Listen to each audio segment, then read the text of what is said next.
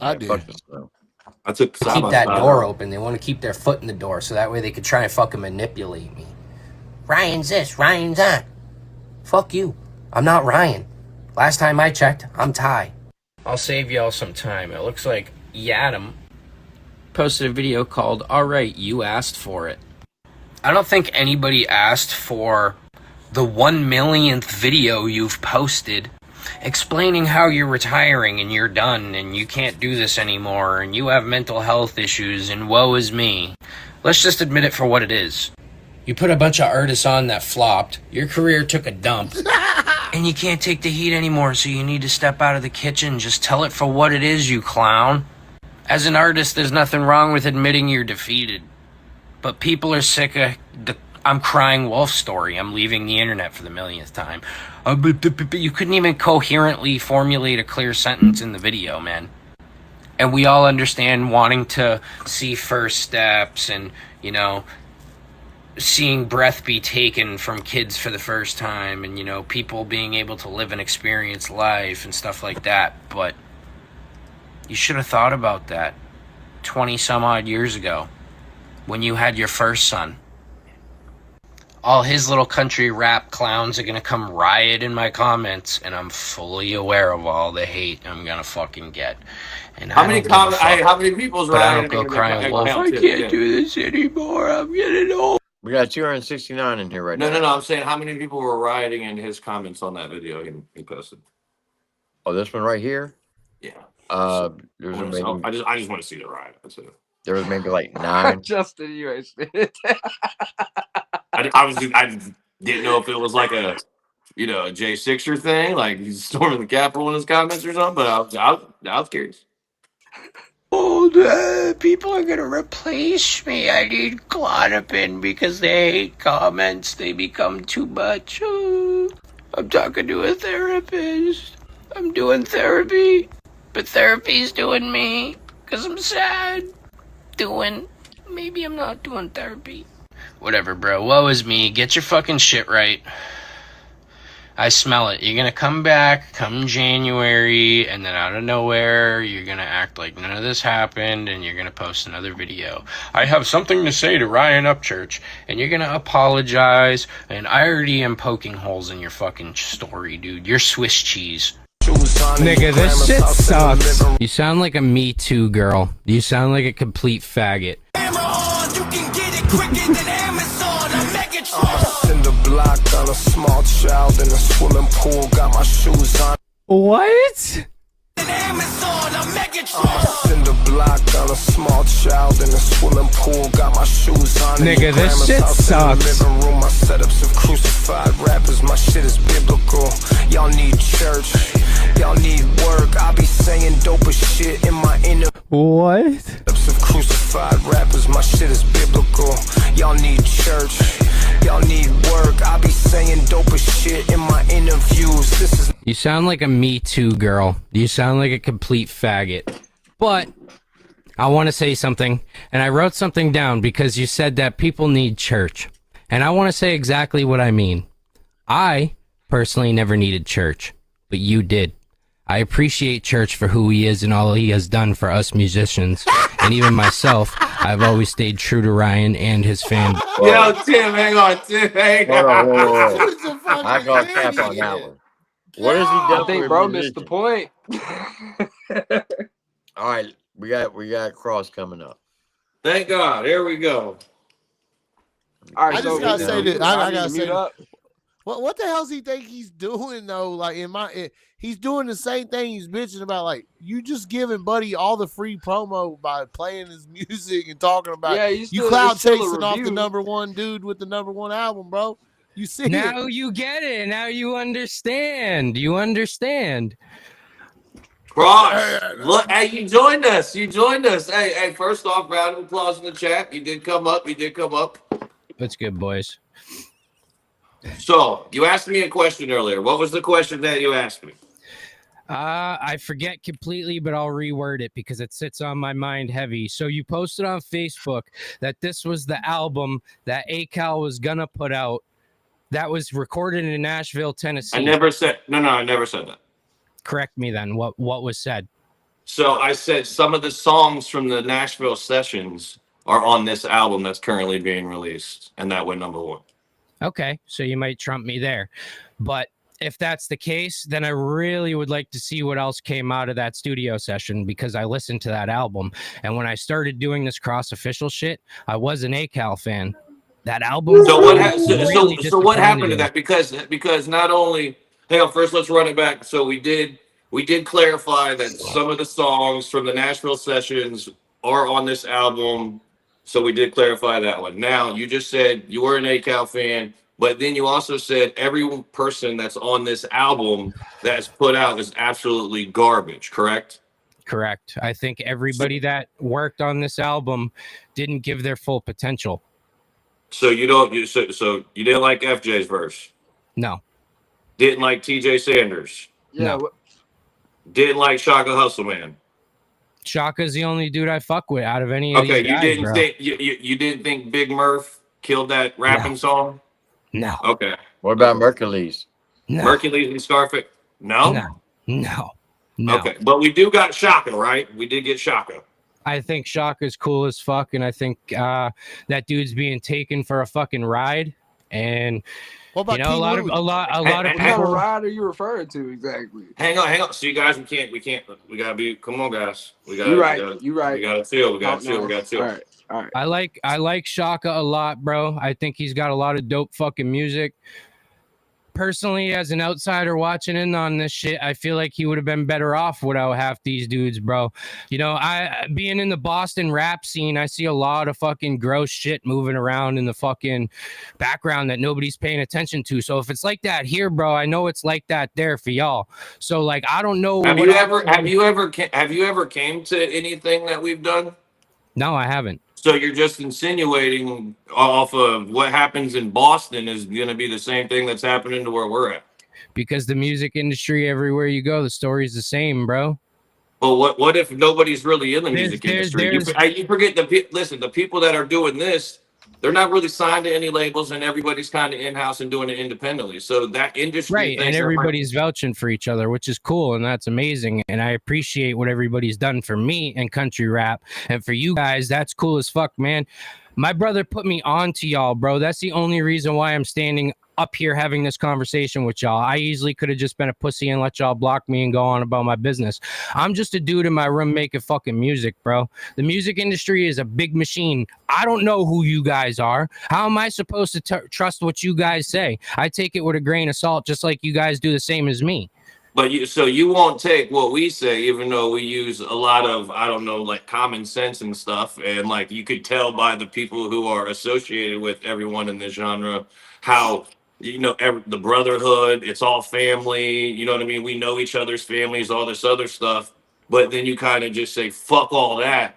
And you ride so hard for some people that have definitely been like debunked on millions and millions of things. That's what I'm trying to figure out. Because you being a fan of everyone in the beginning and then just sort of saying fuck one side and just kind of, because at the end of the day, that's what it is. So it's like, what led to that?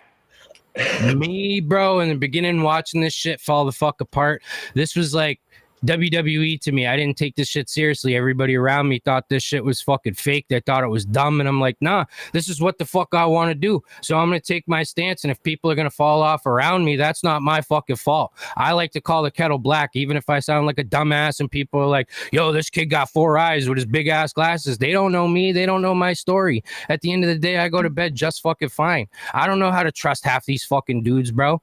I had girls that were close to me that fucked me over. So, like, how am I supposed to trust a man? Do you think you make it further doing what you're doing by talking negative about people and belittling people that are really out here doing it? Or do you think you're making it farther by, going the hate route and talking shit about everybody when you don't know, farther you go on in your career, and if you progress, you might have to, you're going to need one of these people. They might open the door for you and something. But now you're putting yourself in a situation to where you're riding so hard for somebody, and that person ain't gonna put you or open up no damn door for you. And so you're eventually, hang on. You're eventually gonna be like, oh shit. You're gonna look around in the fucking room, and you're gonna realize that, you're in the room by yourself and you can do the I don't care shit. But I'm just saying, as an artist or as a rapper, networking is a big key. And right now, doing what you're doing, you're just shitting on your opportunities to be able to network. So I don't see what's the reason of putting so much energy into hating on somebody and a body of art and something that they've created when you're trying to do the same thing, but it's going to backstab you in the long run. Because the way I look at it, bro, and respectfully, you said network, right? Network of who? People? The internet is a network. Just like the whole entire. When I mean network, you might meet a camera guy from somebody. You might find a producer that's making beats. You might find a good engineer from somebody that knows somebody, and then they're like, "Damn, look a buddy." I kind of want to say something though, because like I do the irrigation shit, right? I'm outside all day, every day, even in the freezing fucking cold. You know what my boss says to me? It's not who you know, it's who you blow. And I'm not willing to fucking blow anybody. Hey, I don't know about that one. I ain't never heard that one. That might just be your boss man. Facts, bro. If you want to be the next guy, you gotta fucking pick it up and you gotta work 10 times harder than that other guy to get that fucking raise, bro. That ain't me. I'm just cool. Well, I mean, so listen. So you said your boss man does what? You do irrigation? Correct. Okay, so I'm sure he has somebody that answers his calls. Probably fields them. Probably has a secretary. Yep. So that's called networking. So he has to put out there. He has to have somebody help him to do something, right? So if he wants to find more jobs, guess what? If he does a good job at a job, that person's going to tell somebody, "Hey, you should go to this person." That's networking. Right. But I got a question is for he you, blow?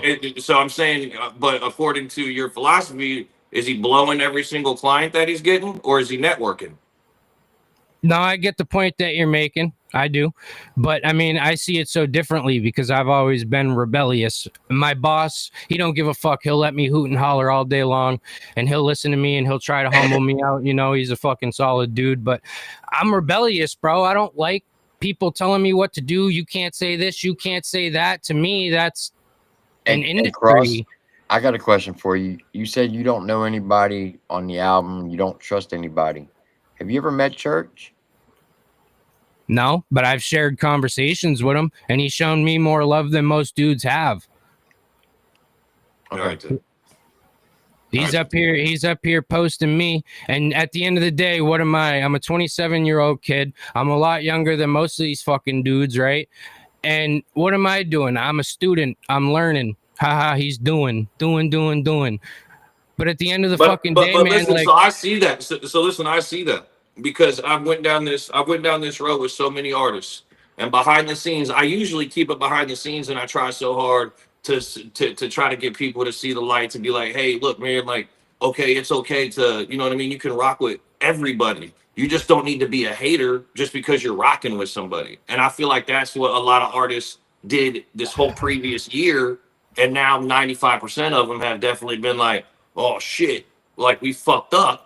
And I'm really the one who tries to patch things up because a lot of people, it's like, hey, you fuck us over, fuck you. And I'm always somebody who tries to give people benefit of the doubt. Maybe you're young, you're 27, that ain't too young. I mean, that's a grown ass man. To be honest with you, you can't keep saying I'm a young guy or whatever. No, you fucking old, man. 25 and up, you old shit. At the end of the day, yeah. At this point, I'm fucking going from unk to gramps, bro. But what I'm saying is I just don't want to see the younger artists, and like I said, you're a young artist. How many subscribers do you have?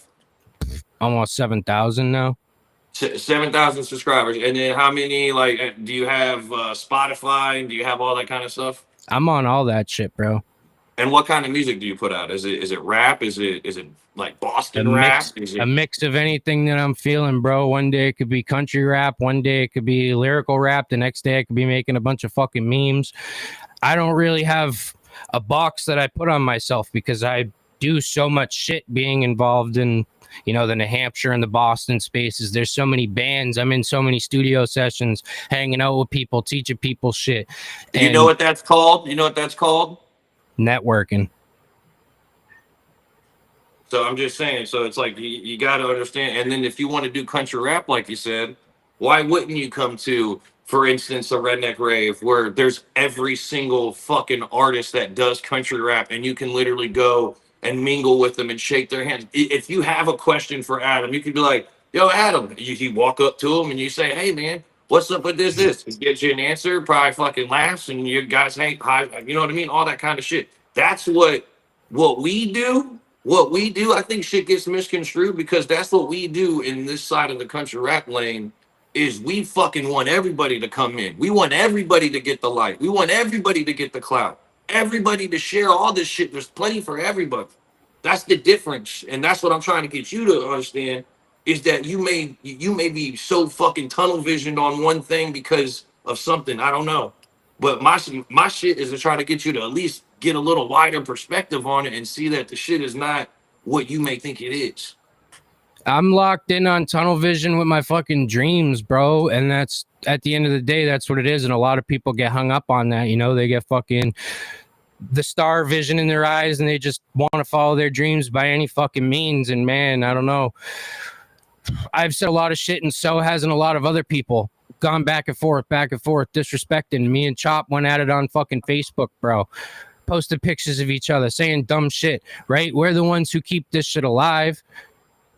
And well, I wouldn't say so. Negative shit's cool for a little bit, but then it goes away. People get tired of it, and it becomes a thing in the past.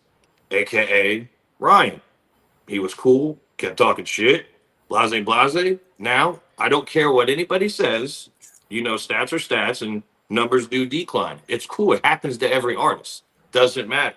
But guess what? You're not supposed to do. You're not supposed to try to shit on everybody that's coming up behind you and sitting over there and going and starting to go like this just because you're on the decline. And that's where this whole fucking past year has went is because people just can't take a little bit of accountability and just be like, okay, man, my bad. I may have fucked up. I may have said some shit off the wall.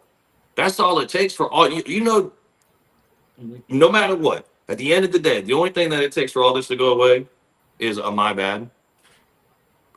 Two words, my bad. And all this shit would fucking go away. That's it. But at the end of the day, bro, like, do I really want to be backed in a corner and apologize for some shit when it's like we all traded blows and it's just like, fuck it, like it is what it is. Like did somebody come up and punch you in the face? No. So it was a lot of words, right? You know, people have said the most vile shit in the fucking world about me on this internet. When I see them in real life, I give them an opportunity. I say, hey, you can either apologize or we can fucking fight right here. You know what everybody's picked? The apology. You know why? Because nobody wants to get punched in the face because the internet is the internet. And real life is real life. And people hide behind keyboards because they feel untouchable. They feel safe. They're in the comfort of their house. They can say whatever. They're in their castle. But once they step outside that castle, it's a dog-eat-dog world. So that's something that don't scare me though, bro. Like I'm not gonna lie. No, nobody's trying to scare you. I'm just saying it's two different. I get what you're saying, bro, but like I'm not scared of anybody, bro. I've been homeless, 5 people in one fucking bedroom eating fucking peanut butter and jelly sandwiches off our last $5 while 2 of them want to go get high on Xanax and 2 of them are fucking dead. Rest in peace, their fucking souls. I've seen so much fucking shit, bro, and me being sober at the end of the fucking day doing what I fucking do, I feel as though nobody could tell me any fucking different. And if I feel like going on a wild tangent one day, I'm gonna go and fucking do that, bro.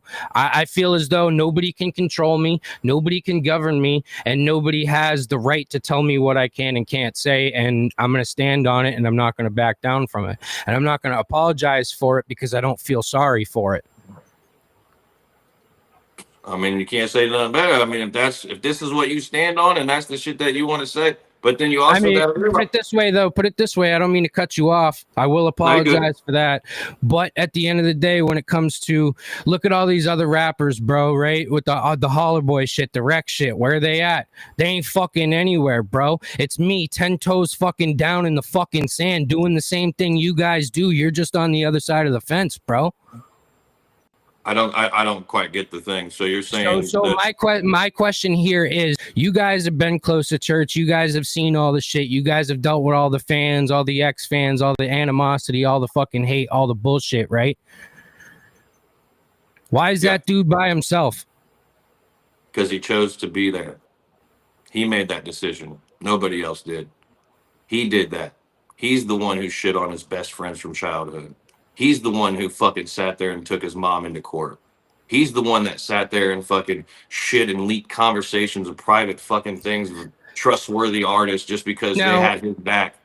I mean, he did it to himself. At the end of the day, that's like you. Let me ask you a quick. I don't mean to be too personal, but no, you're good.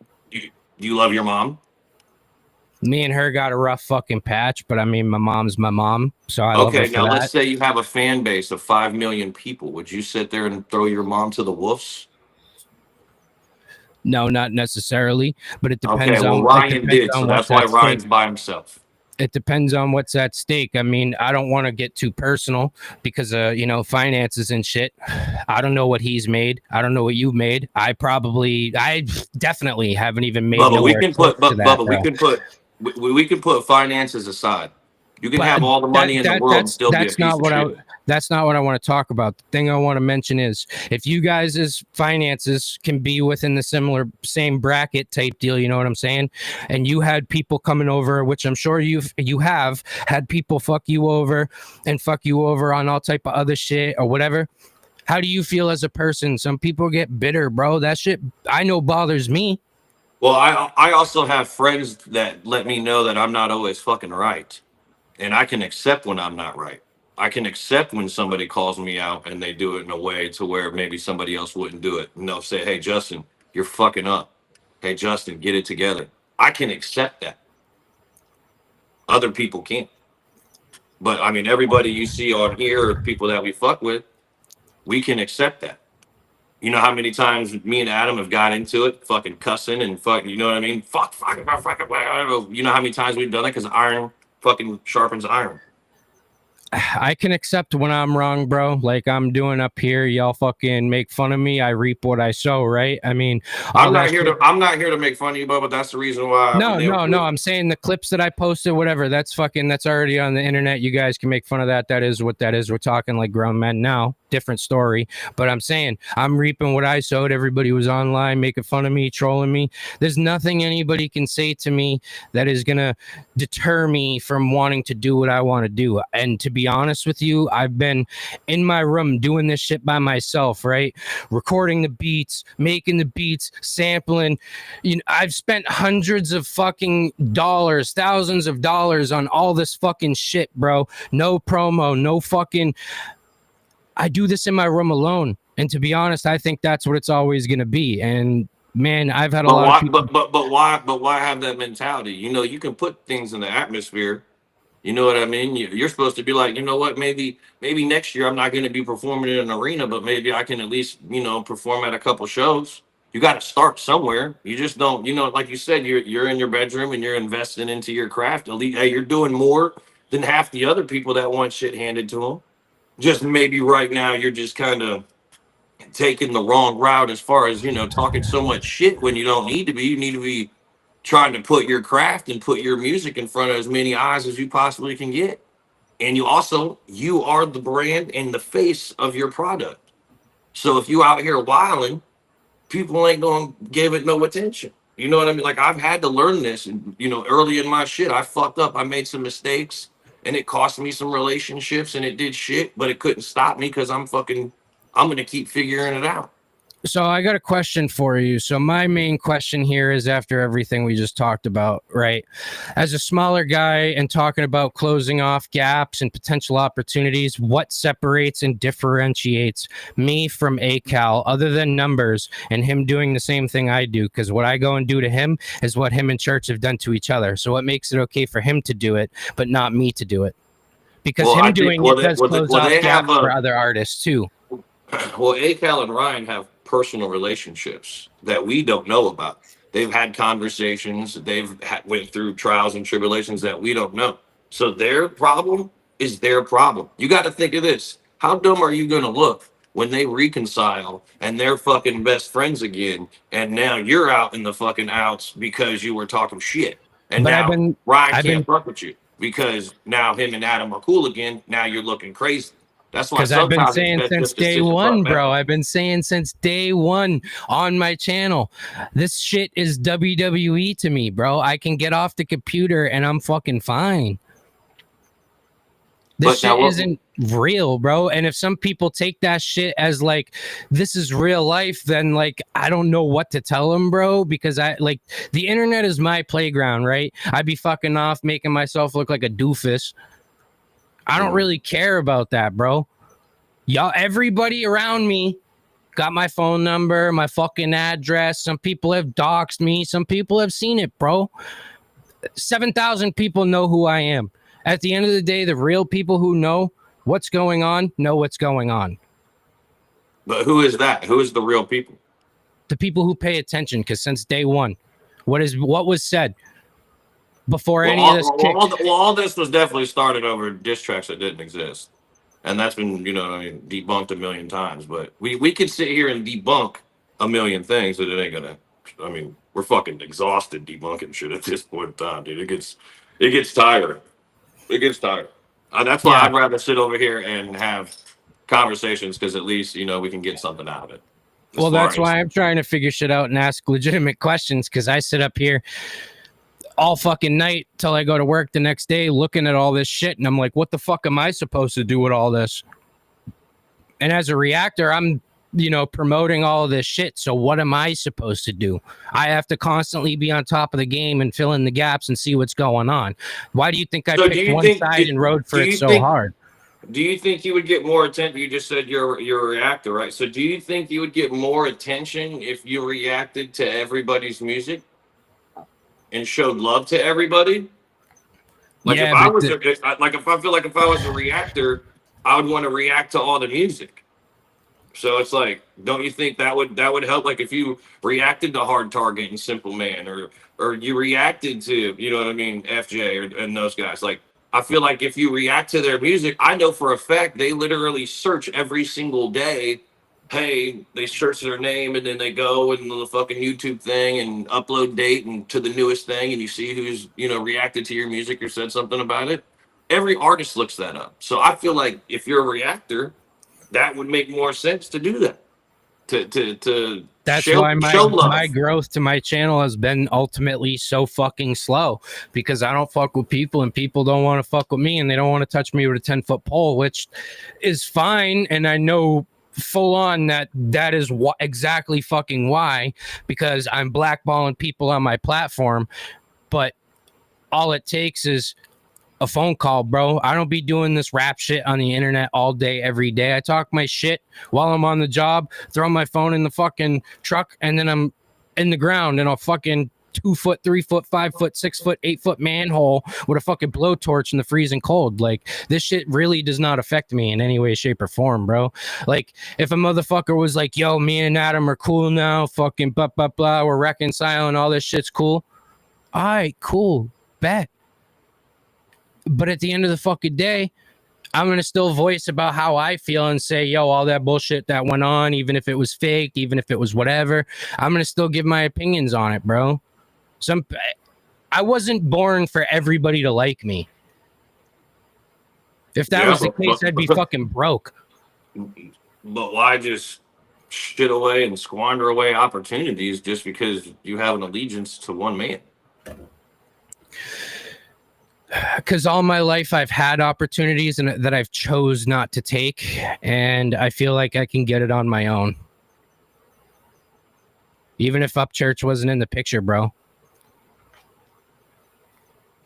Even if he wasn't around, I feel like, to be honest, I could say what I want and do what the fuck I want, bro. Like, I don't know how else to really explain it. So now we got to think of this. So imagine if you came up here tonight, and we have had a great talk and all this other stuff, but it wasn't about the negativity shit that you were posting that was like, hey, okay, let me answer this guy's question. And you came up here and there was, how many people are watching, Tim? Tim, do we know? 321. So what if those 321 people, who probably I'd say about 85% of them are supporters and fans of country rap and the artists that Tim and Chop have on these channels. So imagine if you came up here and it was on a different circumstance, and these 300 people would sit there and go listen to your music on YouTube, or go, follow you on Instagram, or go and, just fucking give you a like on Facebook or something like that. Do you think that would have been a better thing to help your brand and to help your music or your reactions or whatever grow? Or do you think this right here, you got our, you know what I mean, getting the attention, and I know you're not doing it for clout or whatever, but do you think this is going to help more if this was a positive conversation? Maybe, but in the sense of me getting views and stuff, their comments would be different. They wouldn't be screaming "fuck Cross." They'd be saying, "Yo, what's good, fam? Yo, I love you." They'd be meat riding me, bro. Why is that meat riding? Why is that meat riding? If you have, you know, people give, because the narrative would be different, bro. People give me hell, and they give Chop hell, and they give Tim hell and Mendo hell and all this other shit because we shout out our friends, or we're happy for our friends when we see them win. And people will be like, "Oh, that's meat riding because we're giving them we're giving them a high five, we're giving them a good job." Like, when the fuck did meat riding become, you know what I mean? Like telling your friend, "Hey, man, great album, you went #1, dude. I'm honored to be a part of that." When did that become meat riding? There's nothing wrong with supporting your friend, but this guy ain't my friend. Well, I'm not saying that. I was just going back to what I was saying as far as these people could have been, you know what I mean? But I'm saying the narrative, regardless of them being meat riders or supporters or whatever, the narrative would be different. Sure, they would be screaming, "Oh my God, Cross, what's up, fam? Yeah, grateful to see you." But regardless, they're still going to check out my music, whether they're saying "fuck him" or "we love him." I mean, but this is definitely a genre they're not even going to go check for it because. And if they do, that's cap. Because you know how many people that support you that come into my comments that talk shit or come into my DMs and talk crazy shit.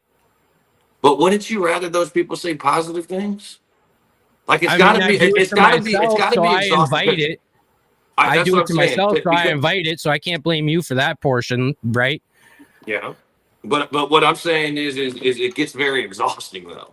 Like we did this for fucking the first 6 months. It was exhausting, dog. And it got to the point to where it was like, what the fuck am I doing, dude? Like I'm not a negative person, and I hate bad energy. I like to party. I'm the guy who's always smiling, and there's very few pictures that I'm not smiling because I love life. I love to meet people. I love that shit. And I want the people that do the music and the musicians and the YouTube people and all. I want all those people to come together and just fucking sit there and party because there ain't nothing better than that. I ain't found nothing better than that as far as doing this music and shit. Because you're right, the music industry definitely full of a lot of shady fucking people and shady individuals. But I can say this: I've had the same people around me since I started. Adam's had the same people around him since he started. A lot of people have had the same people, same team, same all. You might, different band member or something. Shit happens. But I'm saying for the most part, everyone has been loyal to the people who's been on the come up with them. Ain't that the dream? Ain't that the dream to do that, man? Like fucking take over the world with your bros? I feel like that's the dream, man. So I don't know. Yeah, I don't know, man. It's such a double-edged sword being in here right now, right? Because it's 3 dudes who have a little bit more knowledge in the game than I do. And I come up here looking like a clown or whatever the case may be. I don't think you look like a clown. I just think I'm up here posing my questions because I as a viewer, right? I don't really know what the fuck's going on. A lot of the other people don't. You guys are closer to church and ACAL and what you guys know 90%. We know maybe 20 of what we see on the internet, right? So like nobody really knows as to what's going on. But for me in my own personal lane and my experiences, I've never had people around me. I've never had people showing me how to build a business or how to fucking do something with my life or how to graduate school or how to drive or how to do any of that, bro. I had to learn. Have you ever asked? Yeah, bro. Who'd you ask? I got mad people in my life, but not a single motherfucker has shown me support. So I'll go out. My friend, I got friends who do the stunt riding with the Harleys. And run businesses and they're selling stickers and doing Harley stunt shows. I got friends who own restaurants and I'm eating at those restaurants and I'm buying those stickers and I'm doing this and I'm doing that. And they don't want to support me. And mind you, this was before I was bitter. and stale and a grumpy fucking miserable prick. But like at the end of the day, like I was out there supporting all these people, right? But not a single person came to me and said, yo, I like what you do. You know, your music might not be for me, but like I'm gonna support you. I never had that, bro. I ain't never had anybody in my corner telling me what you do is dope. I always had somebody telling me that's fucking bullshit. Well, I mean, it sounds like you just need a hug, bub. Shit, I mean, shit. Don't we all though? Don't we all? At the end of the day, like you said, it gets tiring, man. I mean, that's what I'm getting. Dude, you got my number, dude. So I mean, at the end of the day, yeah, it just feels like maybe you just had some bullshit people around you, man. Maybe get a fucking new friend. Maybe try and talk to some of the people that you might not like. Life isn't always pessimistic, so I'm not trying to come up here and just be a pessimist and be like, boo hoo, boo hoo, boo hoo. But like, yeah, you know, you guys don't know me, so I'm trying to explain a little bit. No, and that's cool because whoever your friends are, they fucking suck. Sounds like you need a new friend. I come from New Hampshire, bro. We got a liquor store off every fucking corner, and the opioid epidemic crisis is in the fucking all-time high. Like nobody really around here is like worth anything, to be honest with you. Can I say something? Yeah, go ahead. Hey, Cross, check this out. So for a long time, I did not like Adam Calhoun. Couldn't stand him. Right? I was told a certain thing about him without doing any research. I believed what people told me. And then one night, Adam came up on the panel, and for an hour and a half, we cussed each other out. After that live ended, we got on the phone with each other, and we talked for another hour and a half. And for 2 weeks straight, we talked every day. And what he said a long time ago is very, very true. He said, for every hater that hates on me, if they would spend one day with me, they would have a different outlook on me. And that is a true statement. And I regret not giving him a chance 5 years ago. I regret every mean and hateful thing that I ever said about him. Adam's my friend. I tell him when he fucks up. He tells me when I fuck up. You know, he can take criticism.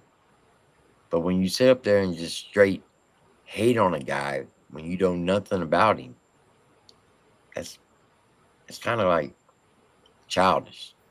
Take it from an old cat. Trust me, I know. I've been there. But Justin's absolutely right.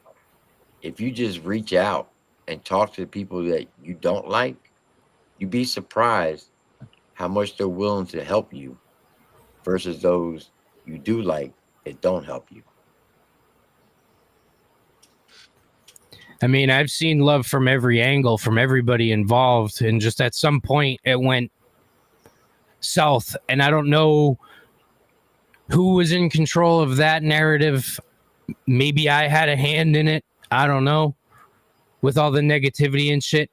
But I've seen a lot of love and light from a lot of dudes. At one point, it was coming from ACAL. It came from Church. It's come from Kalani on the Beat. It's come from Trey. If I'm a negativity bringer, like that bothers me in a sense, but like I've done what I wanted to do, right? I seek validation from people like you, Justin, for instance. Superstar in my fucking eyes, watching this motherfucker. Yeah, and I'm chilling with a bottle of Shine, and me and my brother fucking getting lit, and like, oh yeah, this is the shit, Crown Royal with him and ACAL, just like fucking vibing out, singing word for word, you know, drunken fire nights. Like, I'm up here right now with this motherfucker, bro. I've done what I wanted to do. Nah, but you should want to do way more than be on a live with just the time. I've done what I wanted to do, though, bro. I followed my dream to get recognition from those people. Everybody who called me crazy, they're not going to show you the daylight. They're not going to give you the fucking time. You fucking suck. Whatever, bro. Look at where I am currently right now, right? Yeah, but it's not for but the thing is it's not for the reason that it could have been. You could have just been like, hey, big fan, or you know, hey, I'm a supporter. You could have just said, we can go in our DMs on Instagram. We ain't never had a quarrel or anything. I've always been super respectful because I can kind of see You know what I mean? You just need a fucking a little guidance. You know what I mean? Like everyone needs a little fucking nudge to be like, hey, this is the fucking path that might be a better one than the one you're currently on. Right.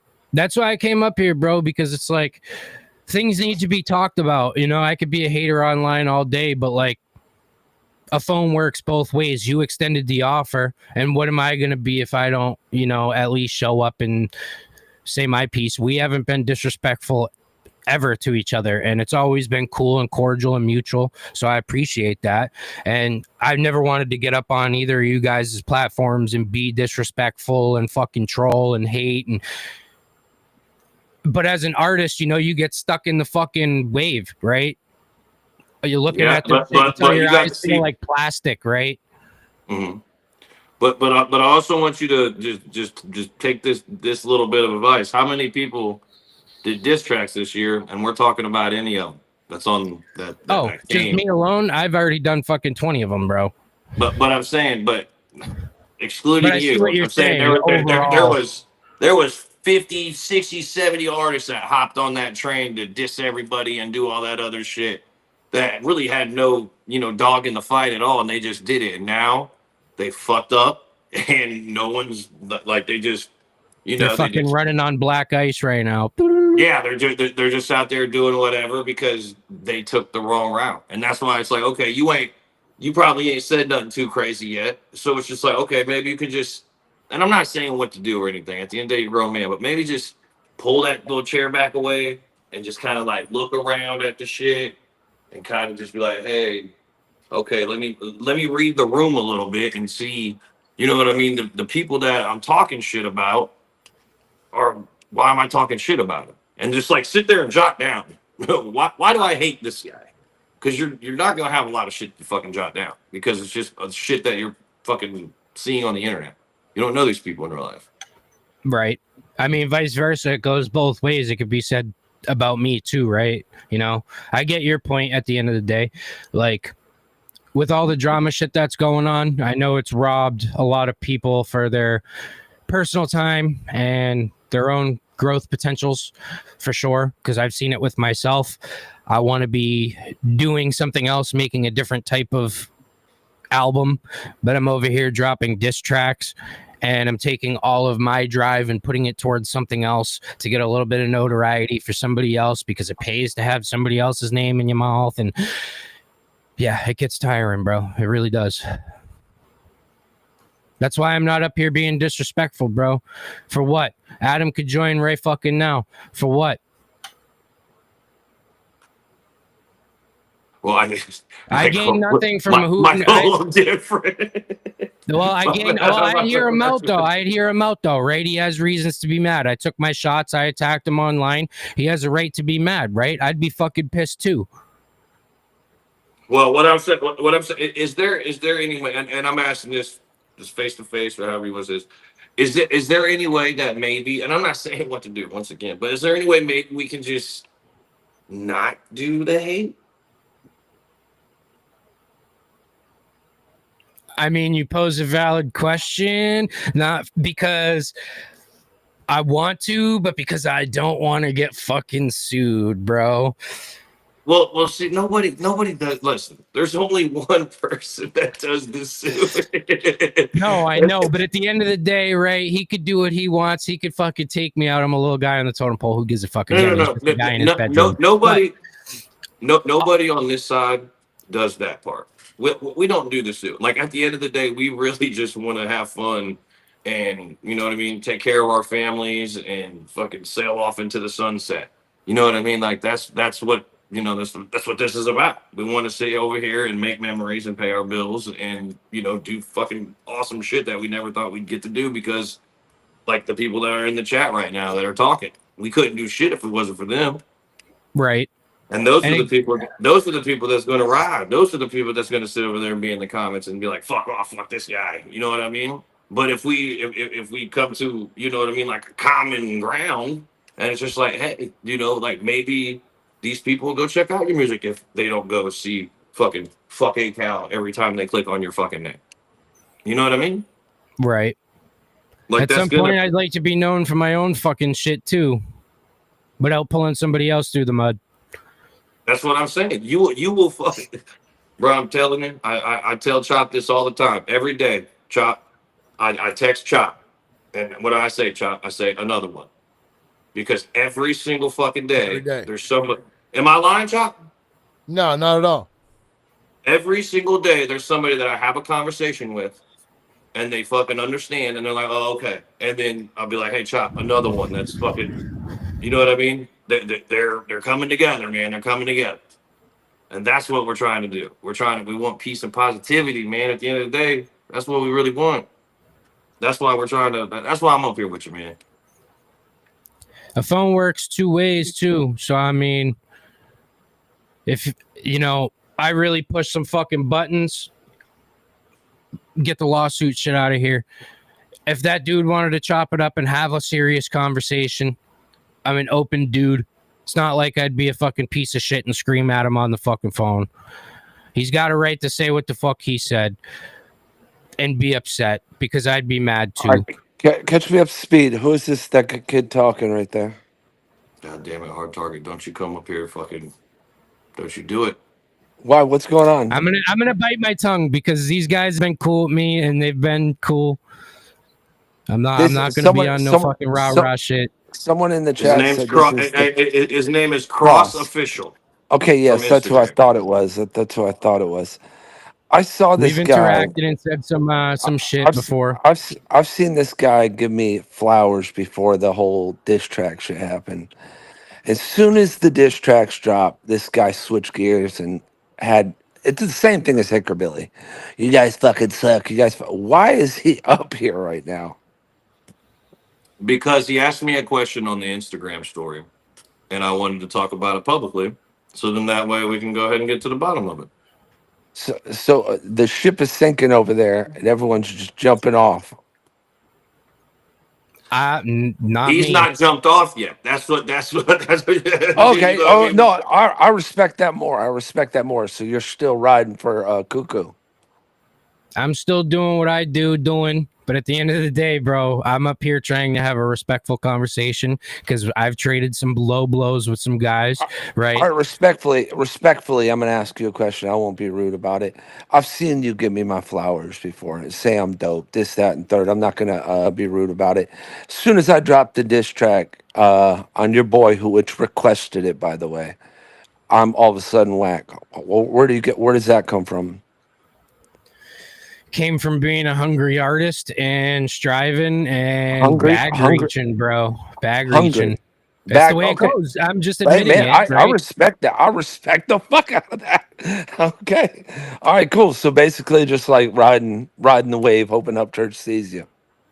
Right. I respect it. Man, you know what? I wish more people would do this right here. The motherfuckers at least owning up to it. Hey, man, I got nothing bad to say. I was going to come up here and fuck with you. I respect it. You're at least being honest about it, because that's all we saw anyways. The young gunners, all these people that weren't doing nothing, hoping they'd get their knight in shiny armor to swoop down and save them. At least you're being real about it. Yeah, man, a lot of people have traded fucking blows online. And at the end of the day, Justin hit me up to correlate this whole shit. And I'm not up here to disrespect anybody's platform or be rude. People can voice their opinions without being a pessimist or negative like I've been online, right? And it takes people to point that out to you, like he's been saying. And these are things that personally I never realized about my growth as an artist, being hungry and just wanting to come after fucking anybody who's like coming after what I'm doing, right? I've seen some artists do it on the ACAL side too, where they're like, fuck church or fuck anybody he comes with.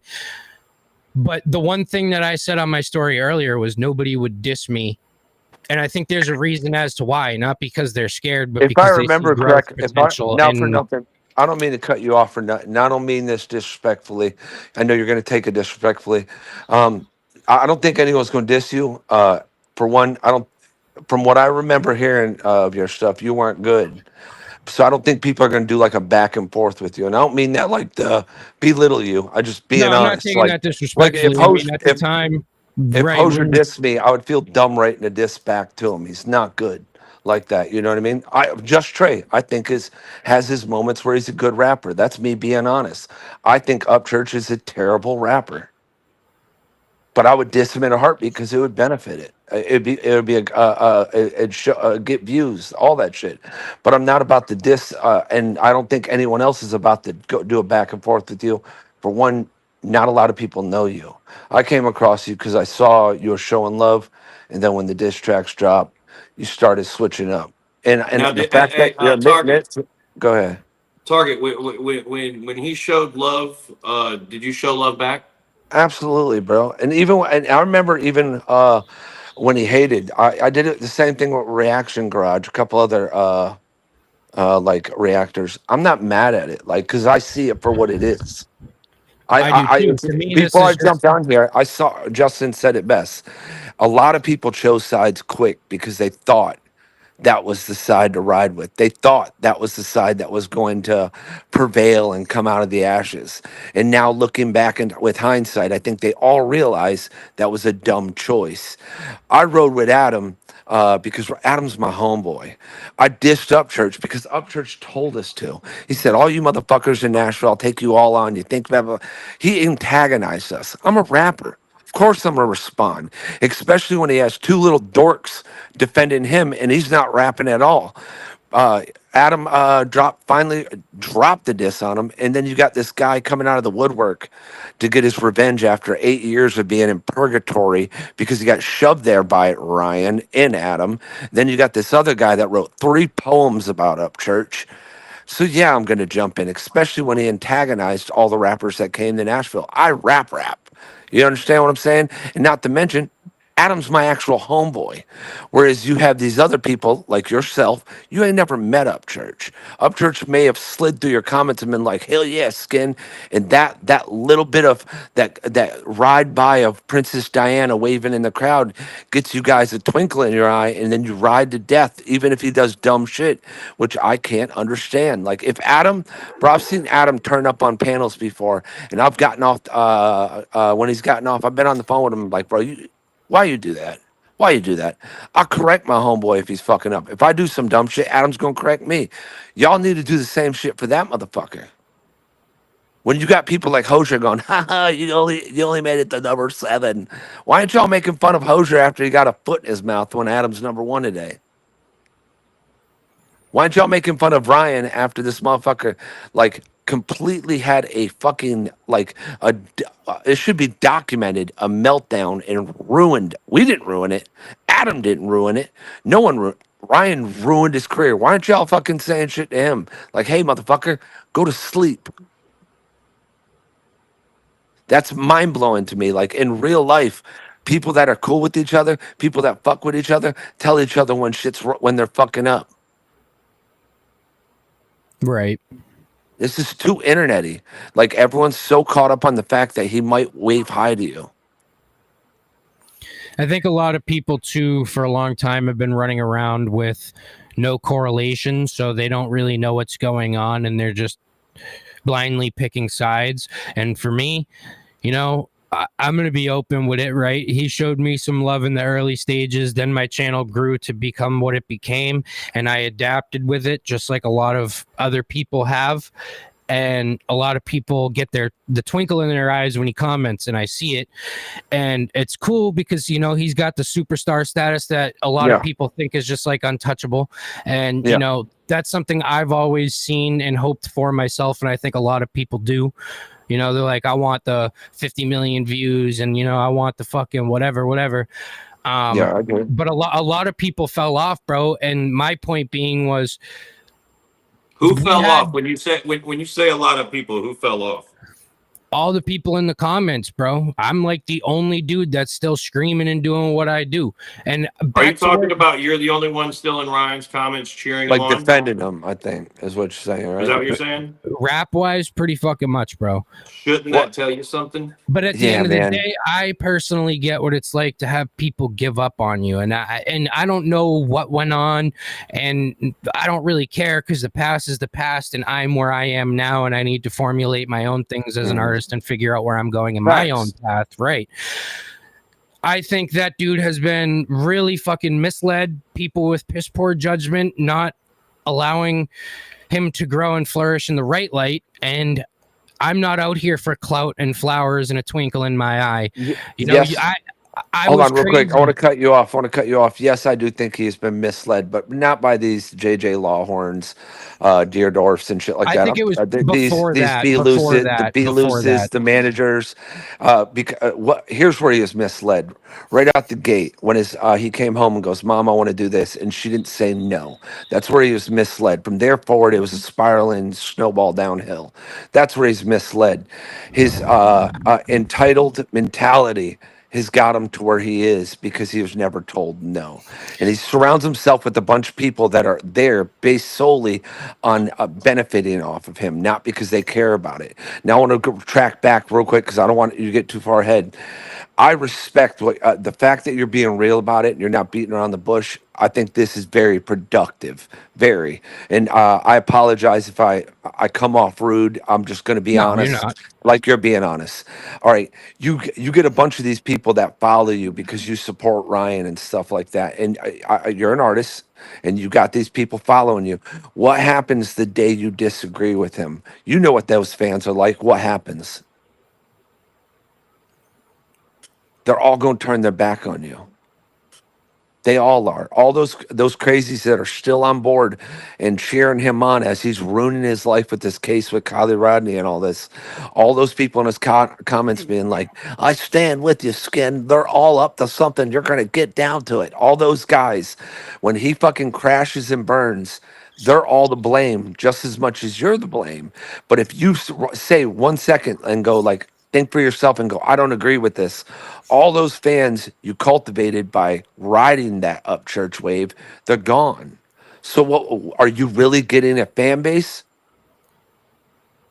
I know right now, like if me and Adam have a fallout, the people that Adam introduced to me will still fuck with me because the music I put out. I know that if me and Justin have a fallout, the people Justin introduced to Hard Target are still gonna fuck with me because the music I put out. If you're relying solely on saying good things about that artist to get people to show up to your YouTube to comment, the day you comment the wrong thing, they no longer exist. They're going to turn their back on you, just like B Loose did when that paycheck stopped. To me, man, it's different because I've never made really a dollar doing this music shit. I get it. I enjoy doing what I do. And man, I don't know. There's just so much shit that's going on. And I mean, I feel as though a lot of people look at the glass like it's half full or half empty, in the sense of like, you know, say, for instance, people talking shit on Instagram or whatever, right? They don't realize at the end of the day, like, that shit ain't fucking real, bro. Like, I don't get paid enough for any of. I don't get paid enough for any of this. Yeah. All right, let me ask you a question. I think Adam did this to the guy that was turning up the other night, the Tennessee royalty guy, which ended up turning out to be really cool at the end of the night. The guy saw it for what it was. How do you feel about this? Do you have kids? No, I don't. All right. Okay. It's kind of hard for you to relate. How do you feel about that? I got a dog. I got a nephew that I'm really close with. If you got a nephew, and your sister, your brother lost their child, and you had this person saying this person didn't exist. And I get it, the whole freedom of speech thing. Everyone can say what they want, but then you weaponize a fan base to go fucking antagonize his father in a grieving moment. Just lost his child. I have a 17-year-old daughter, and I'm gonna be honest with you. Like there wouldn't have been none of this. We wouldn't have went to court. Them security would not have protected that man. I'm 100% honest with you. There's no one that would on this earth that would keep me from getting a hold of that person. If I lost my daughter in that fashion, and he sent thousands of people over there, they're contacting his business, pulling up in front of his house. He's saying he's doing this to run a scam on what is that shit? GoFundMe. How would you feel about that if that same, we'll say it's Adam did it. Adam did that and they did it to your niece and nephew. Is that okay? I'd be pretty fucking pissed too. It's wrong, right? And there's we could all go, okay, it's America. Everyone could say what's right or wrong, or let's say that's not illegal at all what he did. What about the morality of the situation? That's a grieving father and mother. It's dark, bro. It's just dark. And it goes back to that day he came home from school and go, Mom, I want this. And he didn't hear the word no. He was just told yes. And he just was a spoiled little brat from there forward. No one ever said no. No one ever said, hey, man, you're fucking up. No one ever said, hey, maybe you shouldn't upload that. Hey, maybe you shouldn't word it like that. Everyone was just like, yes, skin, and collected their paycheck and kept it moving. Parts of me feels like a lot of people did that though because he was seeking validation and they knew he was easy to take advantage of, and Absolutely. if they let him slip far enough, then they'll still get paid for it and fuck it. He's Absolutely. the fall guy. Absolutely. Maybe I'm wrong for that, but that's just the way that I viewed it before any of this beef stuff even picked up. Like I seen it happening for a while. And I don't think it was anybody in the country rap scene in particular. I think it was somebody closer than that. No, I don't think I don't think it was a Deerdorf or Ripta. I don't think it was cousin Billy. I don't think it was any of those. I think it's the managers. The manager he has currently was like worked for him a couple of years ago. He fired him and kicked him out for whatever reason. Now he's back. It's just these people will put up with them until the paycheck stops coming in. And can you blame them? If you're getting paid, B Loose was getting 50 grand a month, bro. Hey, I'll fucking justify crazy for 50 grand a month all day. I'm like, yeah, skin, they're outside. Them security people, they had a pyramid on their shirt. Yep. Let's fucking follow him to Circle K and see him yell at his wife because she ordered the fucking ad-free Hulu this subscription. It sucks, and I agree. He is being taken a bit. This motherfucker a month ago was like, "Hey, artists, log into your distribution, go to your split section, and write down all the people getting splits, and then go to your distribution." That's advice he's given to artists. A millionaire, a guy that went platinum. He's got platinum and gold records. So that's advice he's given. Hey, Cross, you release music? Yeah, I have. When you upload your music, do you put your splits in? For like the other artist or for myself? For yourself, other artists, you yourself, an artist that you said you've never made money off this. You know how to log into distribution. Write in the amount of split you're getting and the amount of split we'll say TJ Sanders is getting or Just in Time. You know that. It doesn't take rocket science. He's had a bunch of people around him that don't tell him that shit. Just do it for him. Let him wake up at 7 o'clock at night and yodel on the microphone whenever Kalani plugs in the Mac. No one cares to tell him any of this shit. They're going to keep him as closeted as they can so they keep the money coming. No, I know. I get what you're saying because every song I put out, bro, I go immediately register it with fucking ASCAP and go through all the processes. Yeah, it's so my bad. If you have somebody else in control of that, right? Only imagine now what they're doing with that, and who knows what people are doing with that, right? It's hearsay at that point. How about this? See it. I get. He might have a lot of money. How do you not know you're having multiple houses bought and multiple cars and shit like that? Like, I get it. Maybe you're making that much dumb of money that it don't even affect you. But like, I could tell when my wife orders an extra movie on Amazon Prime. Right. You know what I mean? Like, why do I got so many Amazon packages on my front doorstep?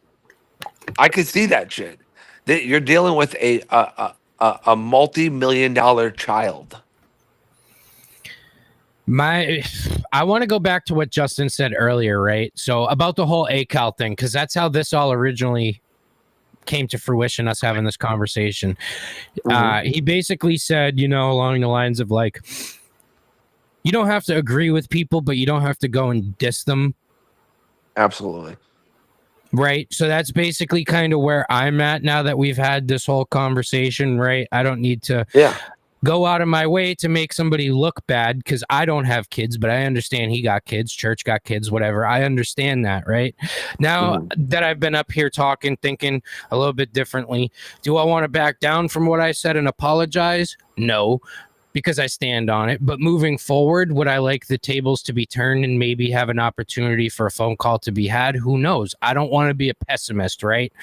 Because I, in my own personal life, can't make opinions for everybody else. Somebody might be screaming fuck up church right now and they might not know who he is. They might meet him one day and fucking absolutely love him and they become best friends. You never know what the world holds for you, right?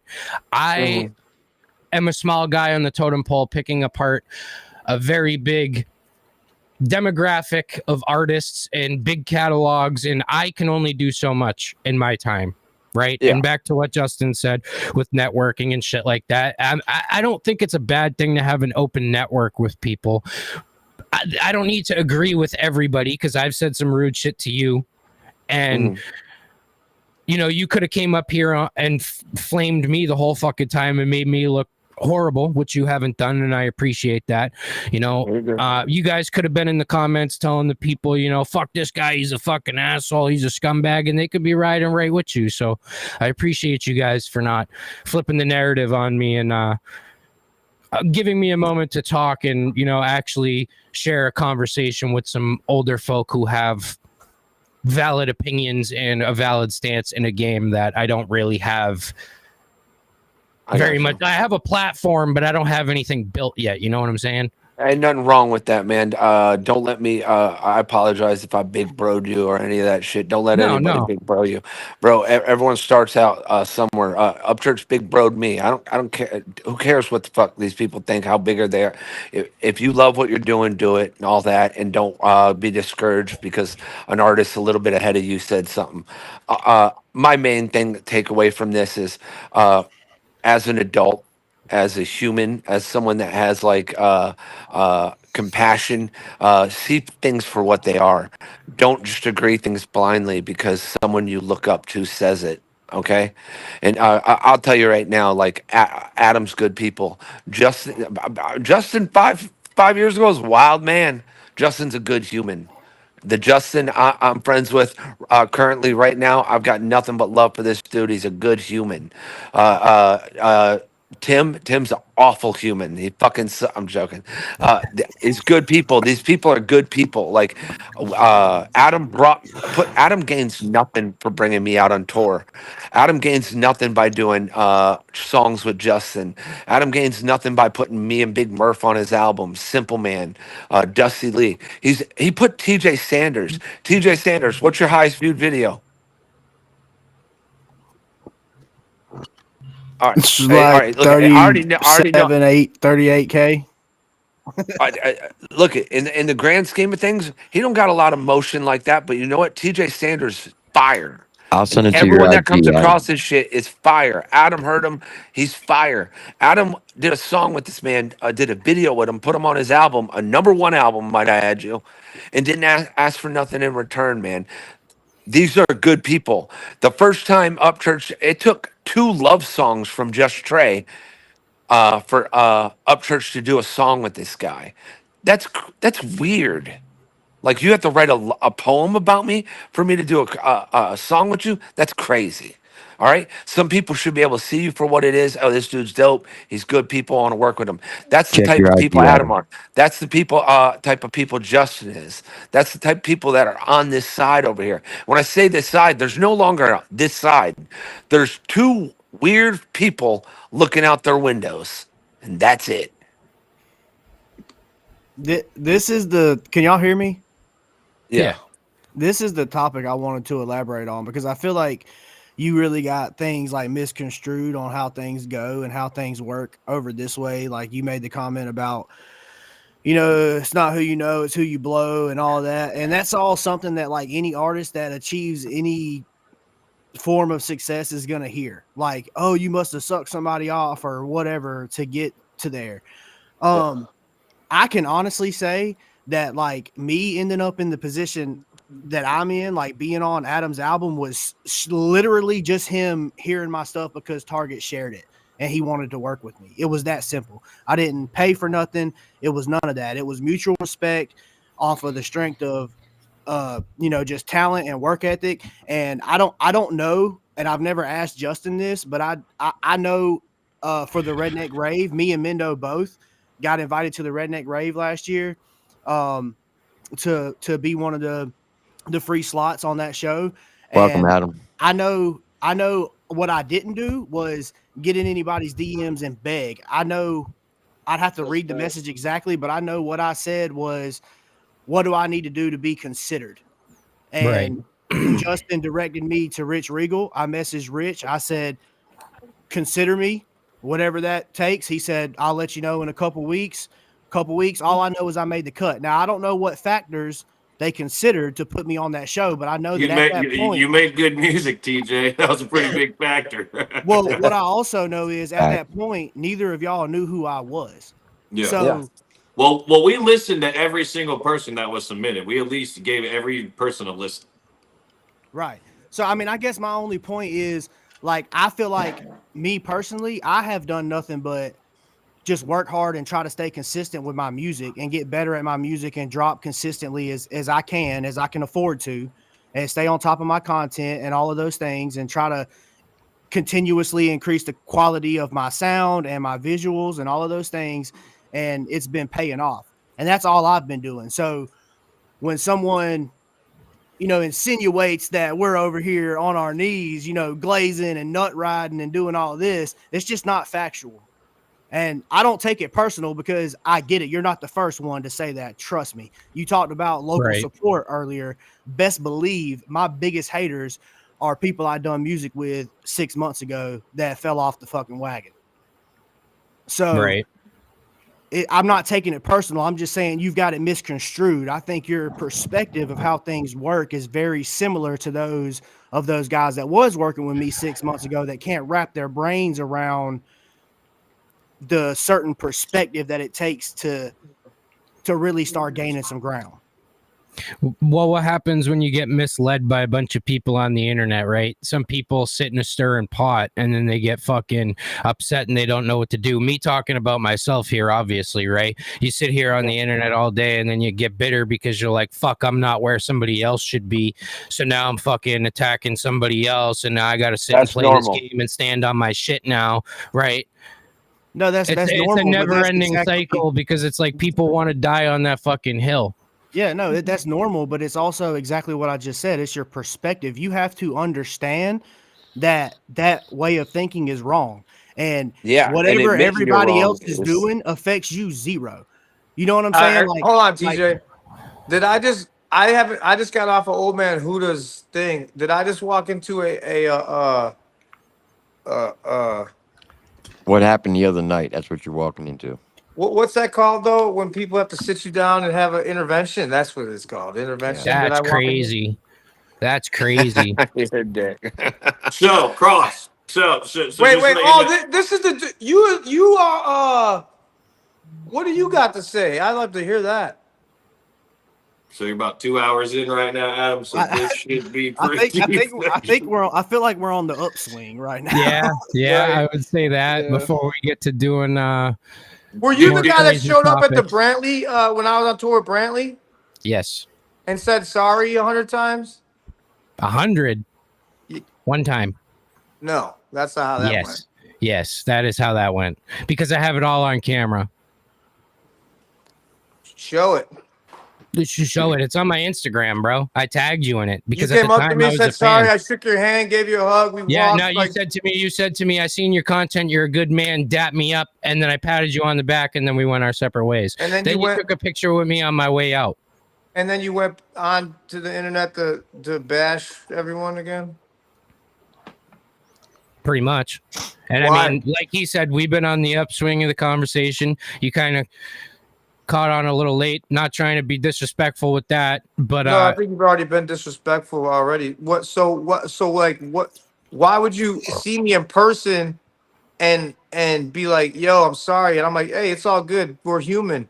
And then because right at that time when we had that, I would say probably a month later, not even, the whole internet beef shit picked right up. So what am I internet supposed? beef?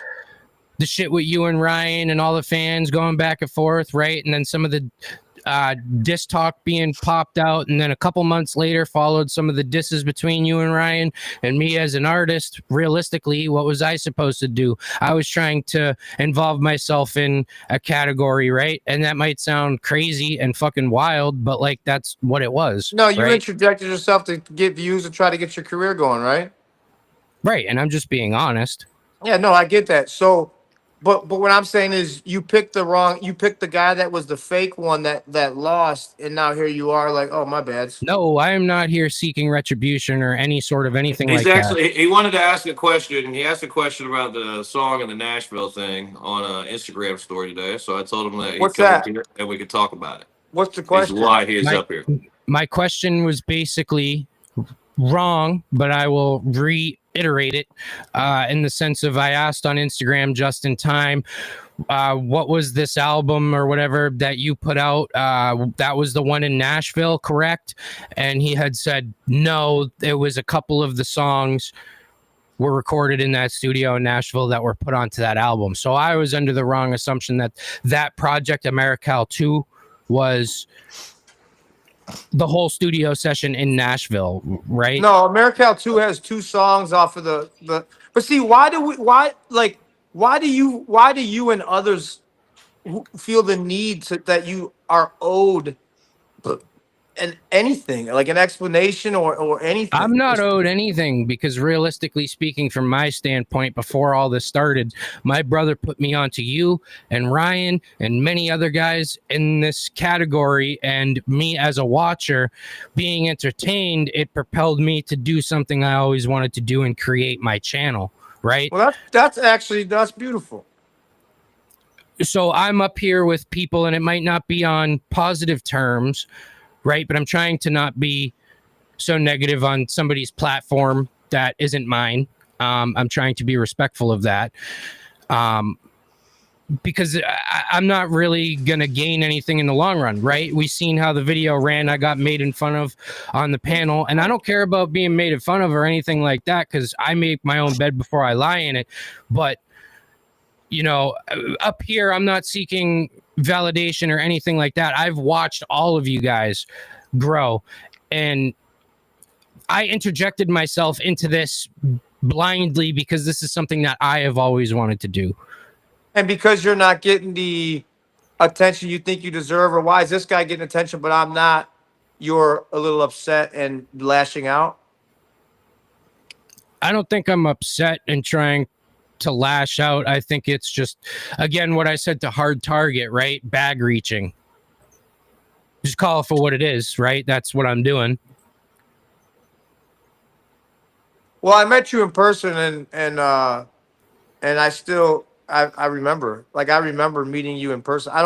I meet a lot of people, but I remember meeting you in person, and I was like, it's all you were like, no, man, I really want you to know that I am sorry. And I was like, hey, it's all good, like, we're human.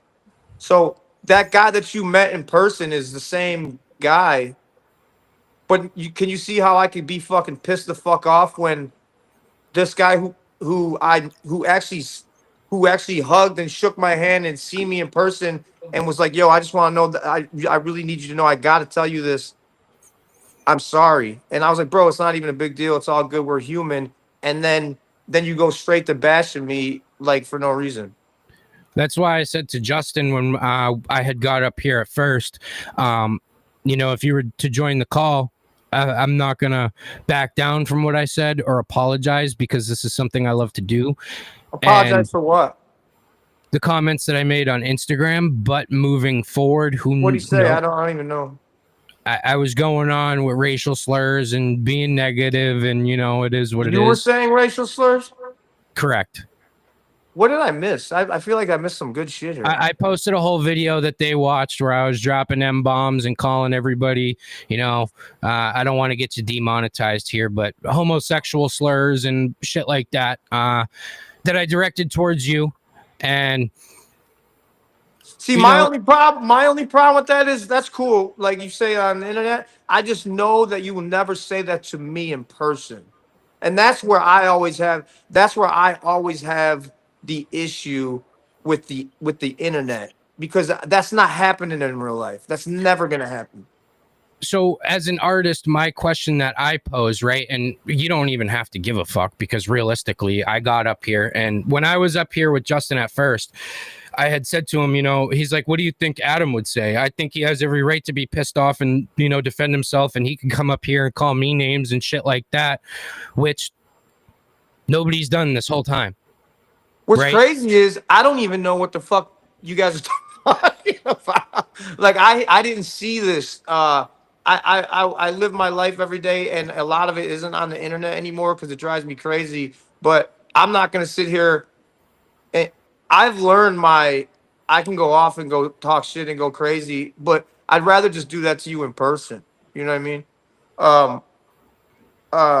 And I've already seen you in person, and the first thing you said was, "I'm sorry." So I think you're just a guy that's looking for a home to call his, like, or we're looking for a group of people to call your people, or looking for something because you're not getting the attention you deserve or think you deserve or whatever. And I think you're just looking for a place to be like, yo, these are my people. Pretty much, man. I mean, I feel like that's all anybody really wants in life, right? They just want their own people. And like, this whole thing became negative because that's the light that I allowed it to bring. And I see people saying that he's trashing big names for clouts, and this is the kind of dude who would switch up for some followers. I can't fuck with that type of fake. I am not jumping ship. I got the HB shit tatted on me for life. People, that's fucking sucks. People can clown me, whatever, right? I said what I said. So at the end of the day, I own up to, all the disrespectful shit that I said to you. You don't have to like me. Do you think now that you've talked and you know what I mean, you kind of heard Hard Target say some things, and just kind of heard, maybe TJ say a few things and stuff like that. Do you have the same perspective as before you joined this as you do now? No, because I think the whole point that has been going on all along is what should be going on, right? Like what's been going on right now, right? We've all been in this conversation talking for a while now, just like cooling, trying to hash it out. And you guys have been giving me the opportunity to be able to sit here and network, like Justin said, and, speak my piece. And I've never had that, right? So like, this is what people should be doing. It should never have escalated to any of it, right? Can I say something right now? Oh wait, before you say something, TJ. Man, it was so good too. Good, TJ. TJ Sanders, one of the dopest verses on the whole shit. Appreciate you, bro. Appreciate you. Great. And we got a music video dropping fucking sometime this month. I love you. Yeah. Just let me know like a little few days in advance. That way I can help kind of maybe hype it up to my people that don't give a shit. But yeah. All good. Buddy, Cross. So yeah, you was just talking about like kind of being thankful for this conversation. I was wanting to ask, like, did anybody on the other side of the fence ever do anything like this? Like, because I feel like people up here are really giving you game, and I just feel like there's no shot that you got that over there riding. And I'm not even trying to get you to switch sides or do any of that. No, I don't really care. But the only person who gave me any notoriety was Hickerbilly Short, but I don't even really like know what he's up to because I haven't been paying attention. No shade to Hickerbilly, but that's not that valuable. I just want to say, like, do you want to be a podcaster and a drama coverage guy, or do you want to be an artist? Like, where's your passion at? So I have two different entities, right? I do my rap stuff on the side that I post through my YouTube, which is one thing, whatever. But my main thing that I do is my reactions and covering up on hip hop news and stuff like that. And I kind of fell back from making content for a little while. Then I started going off about all the ACAL shit. Because let's just say it for what it is, right? The views were coming in by the plenty. Like, the views were coming in, the comments are coming in, whether it's hate, whether it's love, it's there, right? So that's the route that I continue to choose because the algorithm is feeding me this narrative now because I've been feeding this out there, right? So that's the loop that you get caught in, right?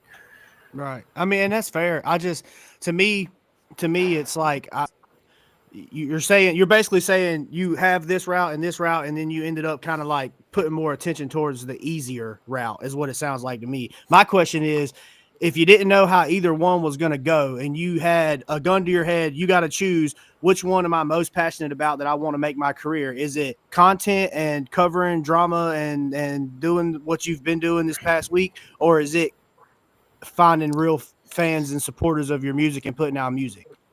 Which one is more important? And finding real fans and supporters. He knew that right off the rip. He fucking confessed. I mean, I don't know you. I don't know you, or no, I don't. I know you because I know that I met you. I don't know what you do, but I know that that's what you want just by what you by the shit that you're saying in this room.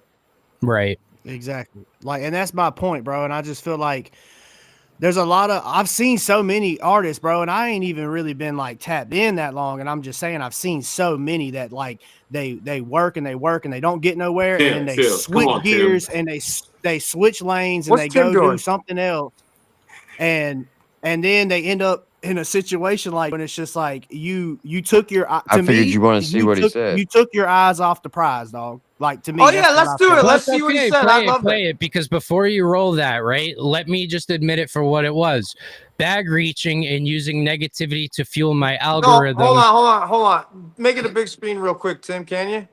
Yeah. Is that Target? Yeah. Well, that's Ryan's nose, but it's me. Yeah, Hart. I love you, brother, and I'm excited about tomorrow. Tim, before you play this, can you make this a big screen so you can see all of us again? Yeah. Because I have a serious question that I'd like to ask. Justin's like, we just did all this work. I was trying to convince bro or something. It's about to go left now. No, this is a new Adam. For the record, you never know what you're going to get with me. I've been going to therapy. No, I've been talking to him. Listen, I can tell by Adam came on with the... Here's what I want to know, though. I don't know what I'm about to watch, honestly. I trained this morning. I just got back from the gym. I did that live with Huda, and now here I am. And I walked into something. Obviously, maybe I shouldn't have walked into. But all I want to know is, would you say whatever you said on the internet to me right in my face? Truthfully. Yeah. Oh, you're fucking cooked. All right. Like I said, before you even watched it, I admitted what I was saying, calling you the N-word. Yeah, but what I'm saying is, do you understand what happens when you say that to a person like me to the face? I'm fully aware, bro. I'm not saying I'm gonna win, but I'm saying I'm not saying that I'm gonna win, but I'm saying you understand what happens immediately, right? As a man. That's what happens when you have balls of steel. You reap what you sow. If you get knocked out, you get knocked out, right? But what kind of clown would I look like not standing up for what I said? That's why I said when I got on here, like it's harder to stand up in person, is what I'm saying. But go ahead. No, I get what you're saying. I thought when you said that, I thought you were gonna say, would you have said what you said in this video right here? After this conversation that we had tonight. No. After the conversation? No. Before the conversation, if I just seen him on a whim, yeah. I'm willing to bet that's not truthful. But okay. Let's go. Here we go. We're on the internet. I sacrificed, and we all got to make sacrifices. I'm just like I said, I'm not doing it no more. I'm not gonna miss first steps, first words, I'm not going to miss none of that shit, man. It's not worth it in life. Your family, God, family, the most important things. All right, I'm fucking done. Thank you. I remember you saying last night, I'm not doing it anymore. I don't want to do it anymore. I'm done doing it. Listen, man, ain't nobody gonna fault you for needing to take time for yourself. But you ain't taking time for yourself. You're trying to rage bait people. Oh, I'm done with the internet. So they come back and they click on your fucking shit. I'm gonna poke holes in your story like some fucking Swiss cheese, bro. Last night you were all sad and in your feelings, and I made a couple little videos. Oh, he's doing Klonopin. What I personally gathered from your stream is you were definitely upset. You didn't seem like you were all there and all put together in your video from YouTube last night. You seemed like you were lost. And then it seemed like this morning you took your medication and now everything's back to normal. And fuck me, right? Because in this next clip you posted this morning on YouTube about your album hitting #1, which isn't true. Isn't true. You were as happy as a fucking pig in shit, bro. And the people who were on that album sucked. And the people who should have been on that album didn't get put on that album. So as far as I'm concerned, your people eating on your #1 album on iTunes, it doesn't fucking matter, because all the people in the country rap scene that we liked didn't even get the time of day. And everything I'm saying about you is starting to come true. Hey, good morning. Good morning. All right, turn this shit off. #1 most botted album. Botted? All right, so hang on, Adam. I explained everything that you're definitely about to explain. Go ahead. Well, first of all, I can't even take this serious because he's doing that little gay voice that they do. Who you doing, Wappet? Like he's imitating his king. So it's like I can't even take this man seriously as a man. Like I know for a fact you're not saying that to me in person. It's not, you're gonna get 3 words out and I'm gonna be in jail. Like that's what's gonna happen. Like you're pretending and you're acting to be someone else. And that's, I mean, whatever. I mean, you guys you and the people who think like you, like the last people clinging on to whatever he's got left, like it's like the lowest of the low, and you're gonna say and push whatever you believe. When you say it's not #1, that's crazy. That's fucking crazy. And botted, what the fuck does that even mean? It's a term that the other people, the other side has said. Like, and now, I'm gonna be respectful when I say this. You just earlier said you've never made a dime off music, and you're gonna make an assumption that it's botted by being #1 is wild. Like you don't have no concept of what how many records they sell to be a #1 on iTunes, because you've never sold anything to make money. Sorry, Target. What is your name? Like my real life name? Whatever you want to be called. What is that? Ty. How many digital copies do you think it takes to get a #1 iTunes album? Fucked if I know. I'm not in that league yet. Okay. So this is the problem. We have all these people who have been listening to Poison from one guy, and then they take it and run with it and just say whatever the fuck, whatever. And then this is the byproduct is Ty. Second thing, who do you think should have been on the album? I think there's a lot of people. Go ahead. To be Go ahead. honest. Yeah, go ahead. I'm cool to throw names out there. Yeah, for sure. 100%. All right. Well, I think I seen Doobie in some of the pictures there. I think, Hold on, time out. This album wasn't an album for the Nashville project. There's one song off of that Nashville project that is on this album, but that's not what this was. This is my solo rap project. Okay, so that's where all the confusion comes about, and you don't need to clarify it for me, but you know how you said... I'm not just clarifying it for you. I'm clarifying it for right. anyone that's watching this. Right, and that's the whole point. That's why I'm coming up here now, trying to be respectful and not... All right, so who do you think that I should have had on the album? I think Doobie would have been cool. Leroy Biggs would have been cool. I've done music with Leroy. Me and Katie have a gold record, Catch Hell. I'm saying on this specific one project though, because for me, do you understand that I can't? Do you understand that I can't?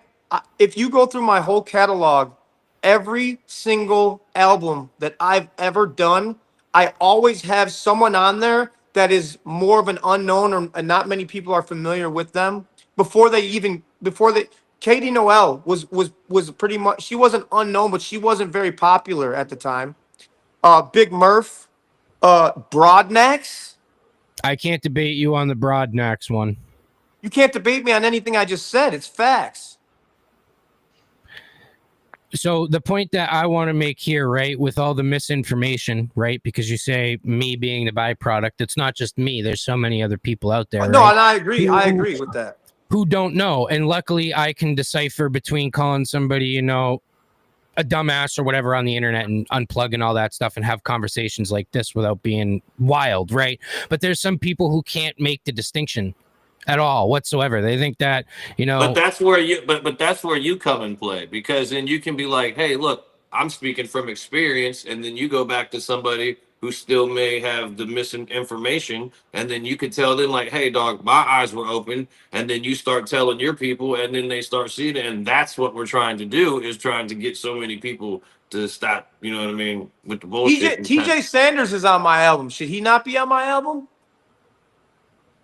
I'm not gonna lie, I had no idea who these two guys were until I came up on here. And that's why he should be on my fucking album. TJ's dope as fuck. I see your point. He should be on my album for what you just said, because so many people haven't heard of him, and more people need to hear of him. I see your point. I don't think people realize, like, bro. Justin, why are you doing that? I know why you're doing that. I mean, I guess I could just tell you, but if you have a device, look me up on Spotify and look at my monthly listeners, bro. You're gonna be like, what the fuck? Like, yeah, this dude is on a #1 album right now. I got like 120 monthly listeners. You'll understand why he's on a #1 album. That's all I have to say. I'm not just a small artist. I am like a teeny tiny artist. But he's so dope that more people need to know who he is. That's why he's on the album. He came from the rundown. It's been hard as, you know, a guy that created a small channel that's now doing what he does myself, right? But I started off being a fan, like I said to Justin earlier. Like, my brother is the one who put me on to Adam and everybody in this scene. Like, without this, get your brother on there. He sounds way cooler. He's a cool guy, man. He's taught me a fucking lot, and he keeps me in check, man. You and your brother should come to the Redneck Reefer. I fucking love that dude, bro. He's a crane operator, so he's not worried about the rap game. He's like doing his own shit, and I respect it. Because he'll tell me to pull my head out of my ass, and me and him have a lot of debates because he's the older brother, you know. But me being led blind and astray coming into this, and really only just reading. Who were you led astray and blind by? Everybody in the comments sections thinking they know what they're talking about, so but in people all reality, that you don't even know or talk to. People reaching out to me. You were just led astray by the internet and what people are saying in your comments. Right. I'm just a kid in my bedroom who just makes me. Oh, I'm not a kid. I'm 27, but like I'm a youngin. I'm making music in my bedroom, doing my thing. Right. I'm a youngin. Crucial point here. Hold on one second. You were led astray by people saying things on the internet that wasn't true. Do you realize that that's exactly what you're doing? So you're leading more people astray. You are. But again, like I said, you get stuck into the loop of the algorithm, right? And you just keep feeding the algorithm and feeding it, and you don't even realize what you're feeding it, right? Yeah, because you're doing it for clicks and views. You're not doing it for the right reason. And that's what it had became into. And I'm being completely honest up here, right? Is Target doing a remix? What's he doing?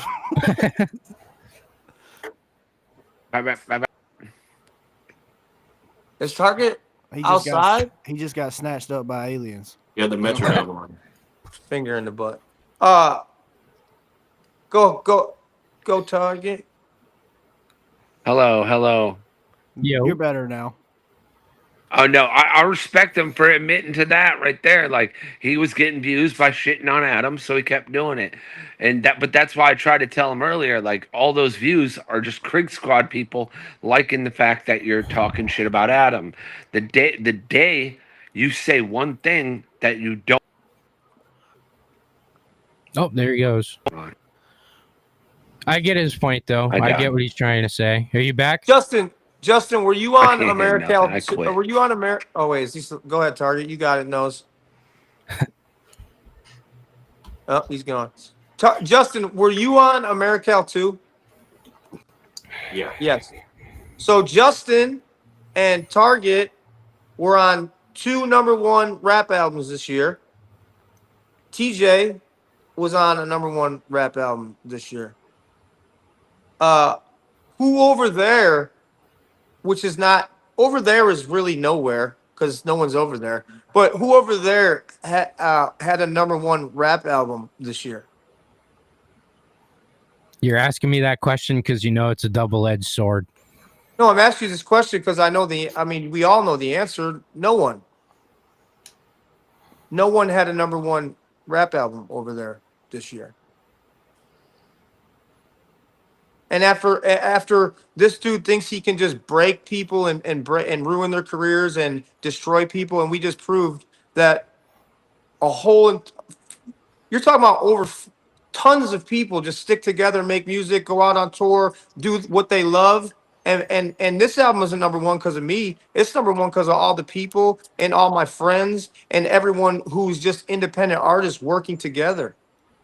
You know, because if I'm doing songs with this person's friends with this person, TJ's friends, you guys are friends, right?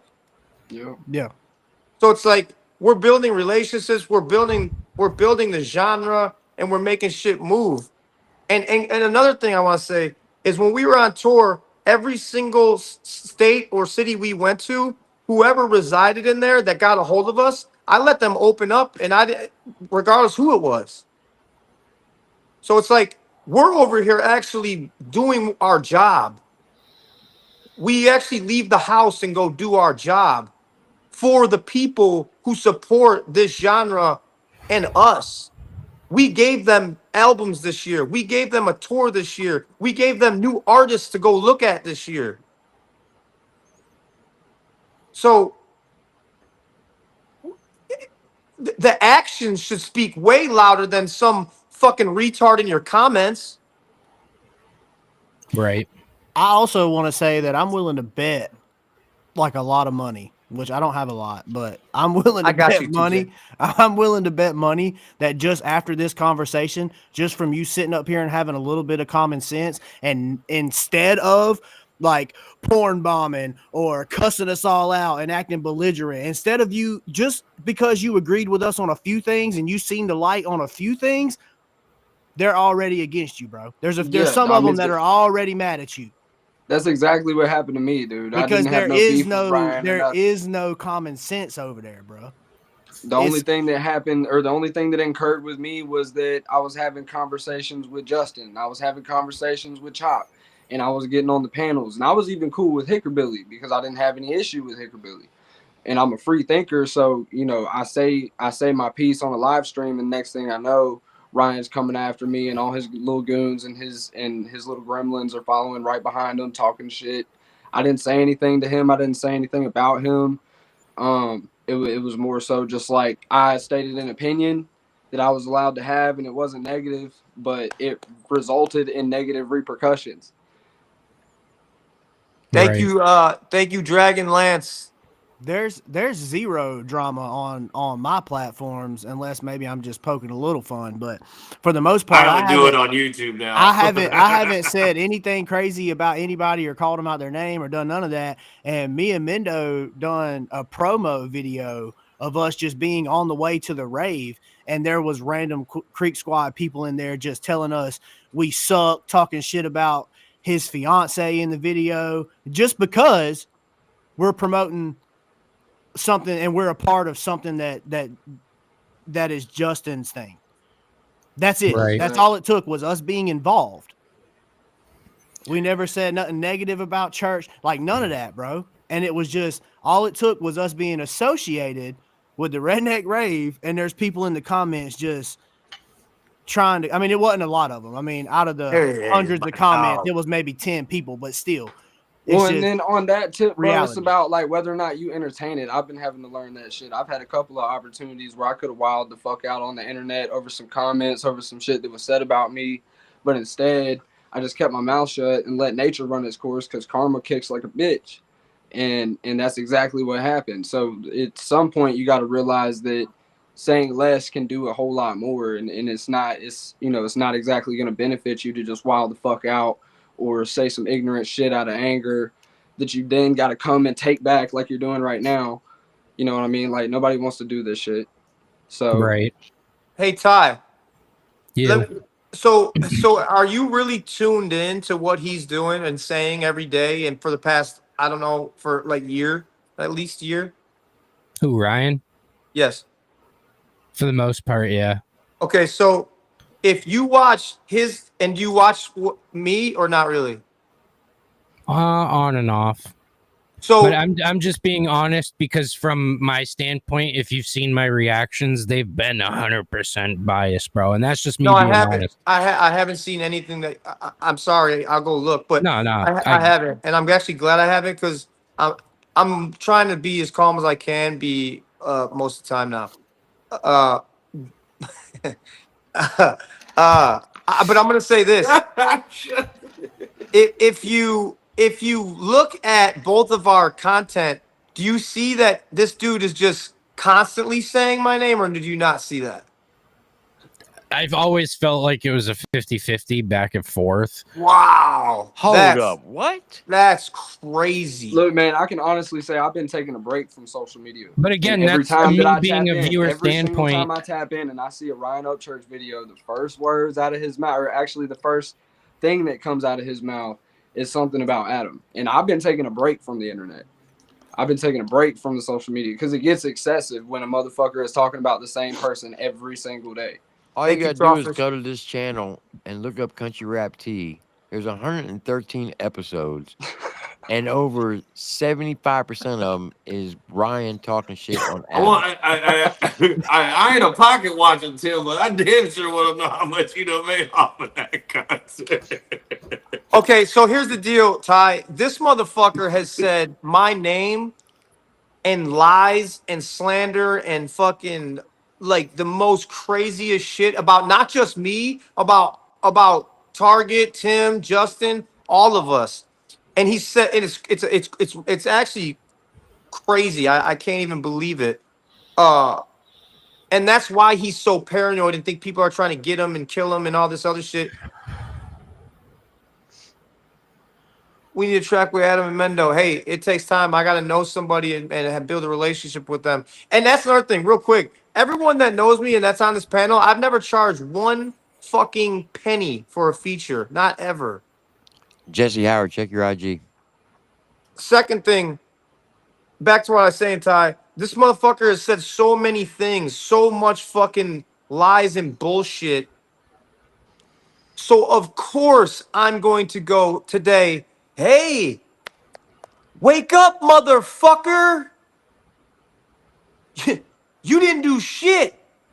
We're still over here doing our job. We're still dropping number ones. You didn't affect anything over here. None of your little fake people on the internet that the last 1,500 motherfuckers that are clinging on didn't affect anything.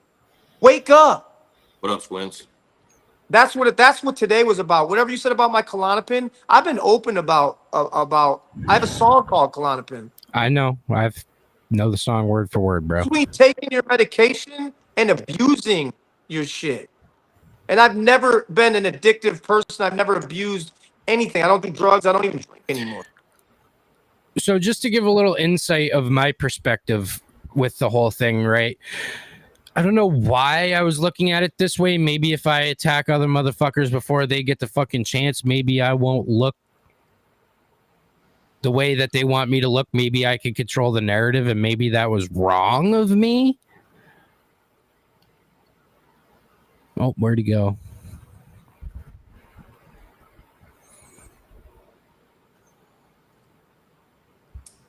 Well, this program has been brought to you by Redneck Rave, June 17th through the 21st, going down at Burning Rock Off-Road Park in Sophia, West Virginia. Tickets will be on sale sometime in January, probably right around the time that your fucking taxes hit. So make sure you tell your dad, you tell your mom to get your tickets at www.redneckrave.com. Jesse Howard, check your IG or your Facebook Messenger. I need a new transmission for my truck before I can come. See now, Cross. see now, Cross can bring his brother to the redneck rave. You see how that went right there. You see how that goes. Now you get to come and experience, how fun it really is. Cross, I got a 6-seater. Appreciate you, Big P. I got a 6-seater side by side. I'll let you ride on the roof. That was good. That was fun. That was fun. You see, you had to admit that was kind of funny, Ty. You gotta laugh at some stuff. Nah, facts, bro. I mean, I'm not holding any ill will towards anybody, or like going forward, That and that's what see it's just right there, and that's what it was bad. This shit ain't happening That's over all it there. was. This shit is not happening over there. Is nobody, like TJ said, nobody's getting on a panel and giving game. Nobody's getting on a panel and having civilized discussions. The only thing it is just dogging, trashing, and slandering people as much as they can if they have something to gain from it. Facts. Yeah. As soon as you slightly disagree or agree with anybody over here, they're gonna be on your ass, bro. Do you listen to Narcotic? I checked out some of his stuff. Yeah, Mobile Home Rich. Yeah, I was curious. I've checked out a little bit of his shit, but I've never like really dove into his catalog much. Shout out Hardcore MMA. But see how quick people are to lose out. I mean, he almost. You see the thing with a lot of people come from my standpoint though. They're like, I'm not even gonna check that guy out. Why? And why wouldn't you check Marcus out? Because what? Because of all the bitter bullshit going on, bro. But Marcus really didn't do nothing. But he didn't do nothing. Like he hasn't. Yeah. So from look, what as long as you can see didn't. that, then there we go. Like at least you could see. You know what I mean? Like you do. And if he did do something, I'm completely unaware. But from the very few little things that I touched in on, like I didn't really see him doing much, like with the whole beef shit. You know what I'm saying? I feel like you got to use your head, bro. Didn't you say that like the Boston scene, it was like real grimy and slimy and backstabby and all that? Didn't you say that? Up, bro. Yes, it's horrible. Okay. So do you believe everything that somebody says about somebody else over there? No, but it's so tight knit that I see it go on right in front of me. Yeah, but why would you do it over here? Like you basically just admitted that you wrote Narcotic off and didn't really check him out because of what Church said about him. Like, and I know, and you know what's what's crazy, TJ, is I feel like a lot of people. I don't want to say a lot of people, but as far as the other, you know what I mean, the other side goes, I feel like they 100% won't even give Marcus a chance because of that incident that happened, and I feel like he's one of the kids that just. He don't, you know what I mean? He's not a kid; he's a grown-ass man. But I'm saying he's one of the people that he ain't do nothing. He don't beef with nobody. He's just trying to make good music. You know what I mean? Like that's all he does. Right. My fucking phone just died. You know what I just think? Here, wait. I don't want to interrupt anyone. Is someone in the middle of a thought? No, TJ was talking. Good. It's all good though. My thoughts aren't important. You're good. No, you shut the fuck up. I'm just fucking with you. We're done. You good? Go ahead. You know, I just had a. What up, Market League? I just had a realization, and it's like, Ty, you were like, all right, this is going down. I'm gonna pick a side. You chose your side, and then you're like, yes, these are my people. These are my people, right? And you feel like you're a part of something. And what's happening, what I'm seeing what's happening is this. All these people are picking that side, not all these people. Some of these people who have picked that side over there, they go, hell yeah, these are my people. These people beliefs and things line up with me. I agree with them. I'm riding with them. And then they very quickly realize, oh shit, these people only exist on the internet. Their groups are only on the internet. They don't really exist outside of this. There's no group outside of this. There's no people doing shit outside of this. Outside. Does that make sense? It's only on the internet. Yeah. That shit's all for the internet only. I mean, who's got the clip of what he just said during his deposition? Do you have that clip, T? Yeah. It's someone made like a clip of it. Did you see it on YouTube? Where he's like, I'm just playing a persona or whatever. Yeah. Playing a character. Yeah, I haven't even seen that, man. Do you have that clip or not? Yeah. So all these guys, actually, yes, that's crazy. Every single one of these guys that you see on this panel, I've been around. I've been around. I've met. I've been around. I've met. And every single one of these guys has been to my house except for Mendo. So outside of this, we exist in real life. Bro, when we Our did the group, Warped Tour, and there's anywhere we went, he had one of the local artists or people that we fuck with come out and open up. Just come out. If they were showing up to hang out, he's like, bring a set. So I feel like these people who are like, oh, I picked this is I'm showing my thank you, my Lord. And now they're like, well, wait, these motherfuckers don't do anything. It's just the internet. I don't see that's what it is. That's exactly what it is. You thought you found a group that fits you, like kids that don't have a father figure. They go to gangs and they go out in the street and they hang with these gangs. And then they realize that shit ain't what it's cracked up to be. You fucking pick this side and you're like, oh shit, these guys actually don't do anything except troll people on the internet. Because they're damn sure ain't making music or dropping music videos or going on tour or doing anything for the fans and people. Right. And I'm not trying to, I don't give a fuck what you do. Like, you could talk shit about me for the next decade. What's that going to do for you? I see Justin's original point, though, right? I don't have to agree with what somebody does or everything that they do, but I also don't need to be disrespectful about it. Nigga, you don't even know any of us. Right. So, what opinion? Of just the internet shit. Because, like, you're saying the internet shit, it doesn't correlate out like to you guys' real lives, right? Because you guys can all chill outside of this music shit, right? No, our real lives are on the internet, and then when you leave the internet, it's just still the same. That's the difference. Play that if someone's got that clip, play that fucking clip. This is the craziest fucking shit. Good. The only thing that I don't do is I don't wear gloves all the time. So sorry to disappoint, guys. I don't walk around my house wearing gloves. So hey, if you need it, I'll send it to you. I'll send you the link. Yeah, you got the actual part, yeah. Yeah, I got it. Clipped all ready to go. I got it because my good friend that I've known for 37 years sent this to me, and I was like, no fucking way. I guess that's the T.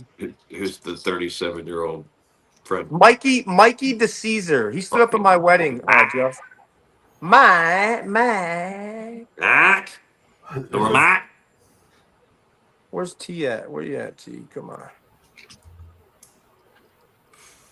Remember what I just said. What you see us doing on the internet and talking and how we are on the internet, when we leave, it doesn't change. It doesn't change. Here, T, I'm going to send you this. All right. Can anyone even hear me? Yeah, we can hear you. Yeah, we can hear you. All right.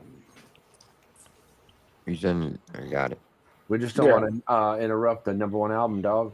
That's right. That's the crazy thing about it. This is T's album. This is TJ's album. This is your album. This is all our album. We did that shit.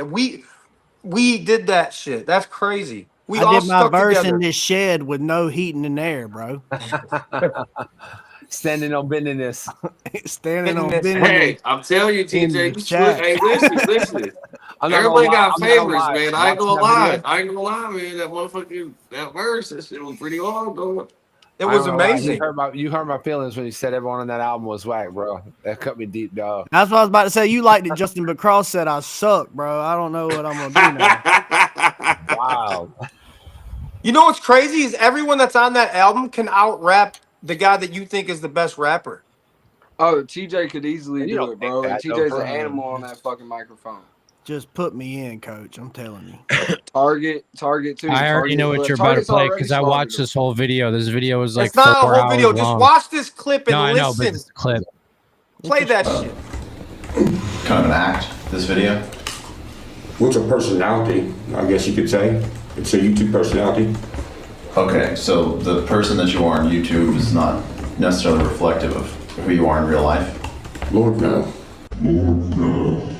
I'm on Adderall now, son. We them Swaller boys. Swaller if you need something done. Shout out to Mud Daddy. Oh, so this is chat. Hold on. Just play it from the top one more time. Everyone, hold on. Just listen. The people in the back. No, play it from the kind of an top, act, Tim. this video. What's a personality? Oh, so this is kind of an act, this video. What's a personality, I guess you could say? It's a YouTube personality.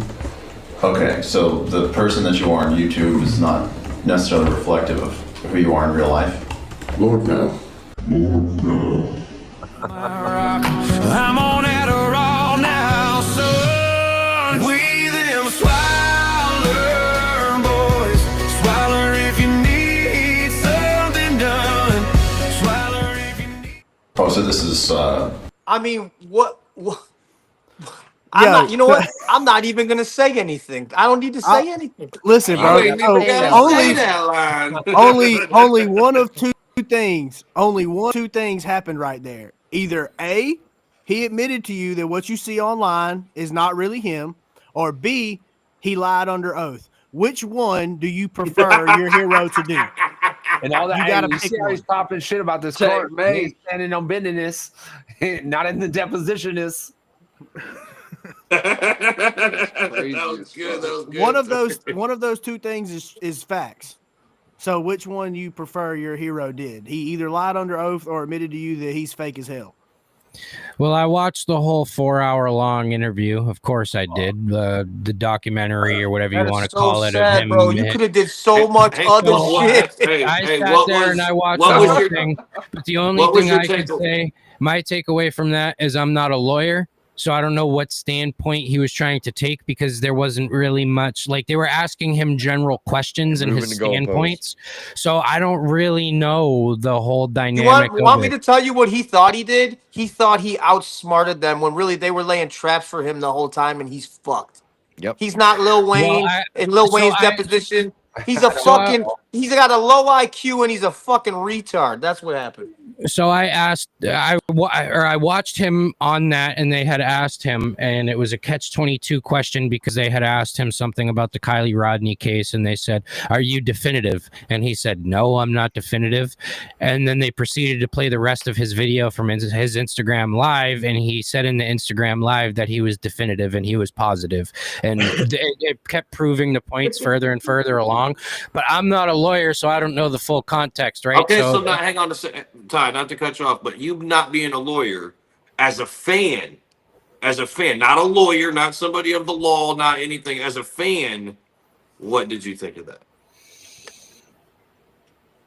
As a fan, I took away, maybe you have to plead the fifth and kind of act dumb in court, but I don't know. I've never been put in a public light under a judge to be like your whole life's on the line and all your millions of dollars. Like, I don't know. I don't know what to think. What do you have to think about? He just said he's playing a character. I think that it's true. Okay. It's 100% true. You say how you feel, right? Like if you're, if this is what you want to do and you're creating something, but you want to separate it as far from you as you can, that's like if you want to differentiate the two between, your music and your real life, like I get wanting to have the other one far away from you, but here you go. Ty, you met me in real life. How far off am I in real life than the day you met me? Not very far off. I mean, we're chopping it up just like we did then. And I said the same thing then. Hey, man, not a big deal. It's all good. Like, we're human. Or in Memphis, as they say, we're human. Plus, nobody got that. In the early beginning, I seen a video that popped off and sparked up where like I forget who posted it, but it was a repost, and it was basically along the lines of, you showed up in the middle of a snowstorm in the middle of the night crying to return a I don't know what to believe or who to believe, right? So I'm just out here covering this shit like I'm TMZ. Yeah, but you did say earlier, and I know you kind of want to stand on your shit a little bit or whatever, but earlier you did say you saw the views coming in, so you kind of went harder with it and shit like that. And here's where I'm going to play devil's advocate. I'm reading the chat and stuff. People are eating your ass up. I have respect for the fact that he's openly said this. He talks shit, more and more shit about Adam because he was raking in the views. I think this whole like standing on business thing you keep doing is kind of foolish. As a man, it's foolish. If you're wrong and you know, and like deep down, you don't sound like a dumbass. You know he's that a little bit. But he knows he's cooked. You know, dude's cooked, but you don't want to backpedal all the way. You don't want to jump up on here the first take and be like, man, I got pushed off on my stance. There's nothing wrong with admitting you're wrong. I'm a 40-year-old man. There's something more mature admitting you're wrong than fucking just riding a fucking wave until everything crashes and burns. There's nothing wrong with it. And you were wrong in this situation. I'm not here to change your mind or make you admit it, but you know you were wrong. But you feel dumb saying it. And that's fine. No one's asking you to change that. But at least you're admitting the reason why you wrote it, because it was helping your channel. Boy just jumped in the tub or something as he was talking, didn't he? My whole goal with what I wanted to do was, you know, I heard it so long. You're crazy. These people are never going to be your peers. You're looking up to these people on the internet and they're superstars and you'll never even be able to talk to them. And like I said earlier, right, I'm doing what I wanted to do. I feel like I nailed all those things off the checklist, and I did it in a negative manner, which sure wasn't the right thing to do. And we all know it, right? We all fuck up. We all make mistakes, right? But not Ryan. You feel like you made Ryan your peer by talking negative online? I feel like I made everybody not my peer, but I got... What a great comment. Sorry, that's the best comment. I got noticed, right? That's all I really wanted. Yeah, but you didn't get noticed by the right way, though. Yeah, man. Not all. You get noticed by the wrong people. You put too much value in that, bro. That's what I was trying to say earlier. Like, you're putting too much value in someone liking or sharing your stuff, bro. Like, it doesn't. There's some. You know how many artists have probably been liked or shared by another bigger artist, and then just like nothing ever comes of it. Literally 99.9% of the time that happens, nothing's gonna happen. Like, bro, hang on. Am I tripping? Mendo, back in the day, didn't Drewski share one of your Instagram posts? Yeah. Hell yeah. Did that change your life? Did that change your life financially? Drewski is way bigger of a celebrity than Ryan Upchurch is. Yeah. Is TJ underneath me? For the people watching, is he? TJ is on my album. It's not gonna do. It would take me to continually work with TJ and always be around him and stuff like that to make his career actually. Dog, fuck that. TJ gets to fucking tell all of his fucking friends that he was on a fucking #1 album with a bunch of fucking people that he met and fucking went and partied with. Right, but what I'm saying is that when he has kids. Yes, 100%. But TJ still has to go and put the work in and get to the next level, and then the next.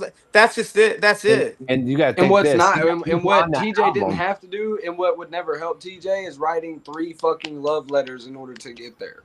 And there was no ass kiss. Shout out Just Trey. But fucking also TJ's on an album. He just flew by and waved hi in the comments to you.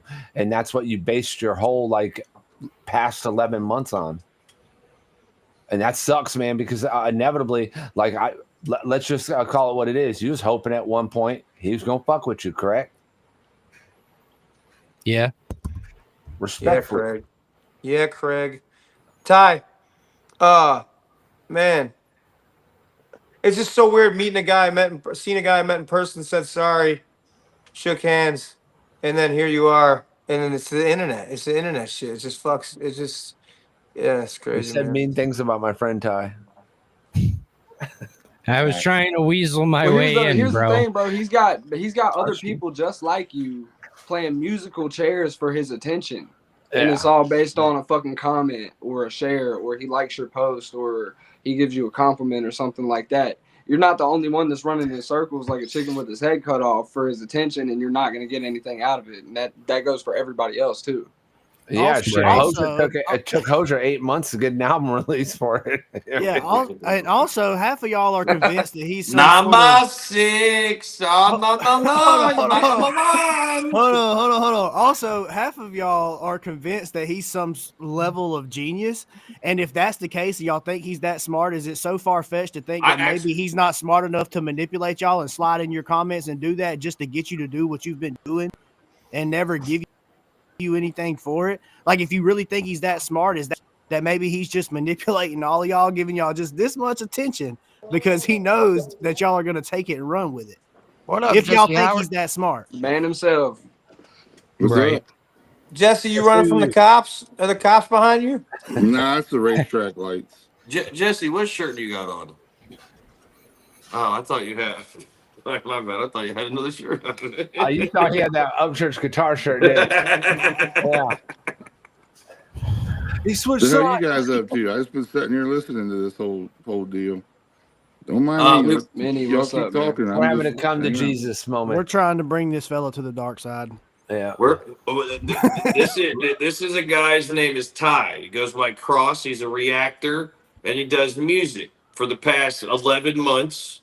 He's kind of just been, talking shit. So we brought him on to see, hey, why are you talking shit? And sort of explaining to him how talking shit ain't going to get him further than being positive. And you know what I mean? Not talking shit. You got a good point. I mean, can we use Kurt as an example of how loyalty is gonna Yeah, pay what off happened to for that Ryan? dude? Kurt kissed his ass for years, dude, and where did it land him? On his Smile, fucking ass friend. cheeks, dude. Yeah, I remember Captain Kurt. Only talked to him a couple times, and it was like in a YouTube comment, and he was like, "Man," he's like, "I don't understand why such a good artist like you doesn't reach out to guys like Upchurch." I'm like, "I don't know. So I don't really care about doing that shit." So we just kind of walk our line. We walk and do what we do. Crazy. I sent Mercury's 2 voice memos today, and he never responded, Merc. That's crazy. I'm not gonna lie, that's actually a funny ass fucking comment. You better not come to Illinois, Merc. I know you're coming on your tour. I'm going to be there. Yeah, he's coming to Indy, and I'm definitely going too. I'm going to be there. Damn. But yeah, Okay, Jesse. so we just got a kid on here who's mad and wants fucking someone to pay attention to him, pick a side, and he's just talking shit, and that's the internet. All right, what's next Basically on the all it docket? is. That's true. Can you guys hear me? Yeah, we can hear you. Oh, no. Congratulations, What's up, man. Manny? Congratulations. So we got anything, Jesse Howard, Adam Calhoun, TJ Sanders, Big Mendo, Hard Target, Triple T, and we're all here for you, Ty. Yeah, it's not. Hey, buddy. It's Welcome not, to your intervention. yeah. Welcome to your intervention. Hey, imagine, guys, if we took every single Creek Squatter or Happy Birthday and we just put them in the panel right here and we all just be like, hey, listen. We do this to every single person. Start playing the MSPCA track in the background.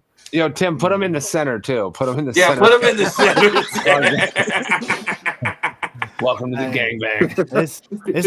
It's not every day, bro. You get to be on a panel with me. You know. Number 1 album, baby. I will tell you this: TJ Sanders is the most TJ, you just won $100 million for real. No. Hey, bro, the best. No one knows this story. The most unenthused motherfucker on the planet. No one knows this story. We come to Adam's You ain't lying. video. Now that I think about TJ's there. And Adam says, do not shower in the basement shower. It don't work. Come upstairs. TJ doesn't. And he's like, bro, he's like, I told you. That's the first thing I said. The shower don't work down here, man. And you use it anyways. He walks upstairs and TJ's like, I don't know why he's so mad. I just figured out it worked. He should be thanking me. I still have that stance. You now have 3 showers, bro. You thought you No, only had that's 2. 4. That's 4 showers. Oh, 4. I mean, hey, even better. No, it's because we never used that shower because it's in the basement. It's never been used. So I didn't want like a guest of mine using that shower that we've never even used.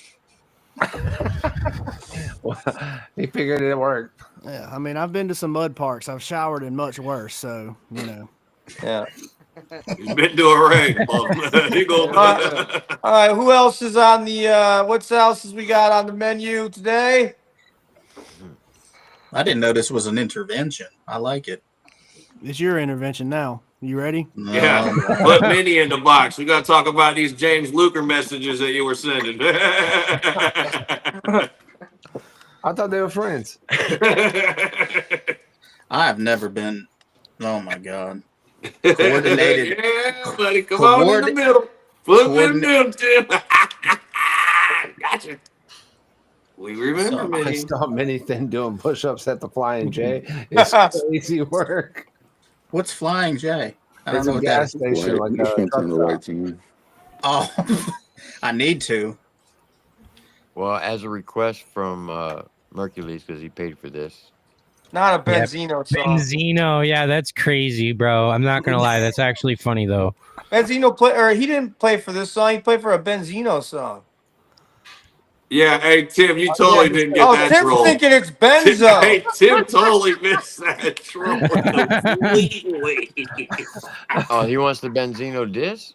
No, He wants you to play Benzino's best song. Oh, which is who the fuck knows what that is? Your whole shit will be demonetized. I'm from Boston, and I don't even know what the fuck it is, bro. It's got to be the one that he dissed Eminem recently. Because shout out the homie Nestle, he wrote it. Holla. So wait, are you a liberal, Ty? Fuck no. Because Boston is super liberal, right? Yeah, and it fucking sucks. That's why I moved to New Hampshire. Oh, I love New Hampshire. Worse. New Hampshire's great. New Hampshire, I will say though, bro. Yeah, over up and you performed over in Guilford too. Love that place. I didn't get to go to that. My brother went, and he said he had a fucking phenomenal time, and he loved it. I met your brother, but fuck fuck that guy. The crazy thing, right? Even regardless of how much hate I'm spreading, everybody in my fucking area is so diehard, bro, and they're like, "You're ready to die on that hill, aren't you?" Well, this is the hill that you die.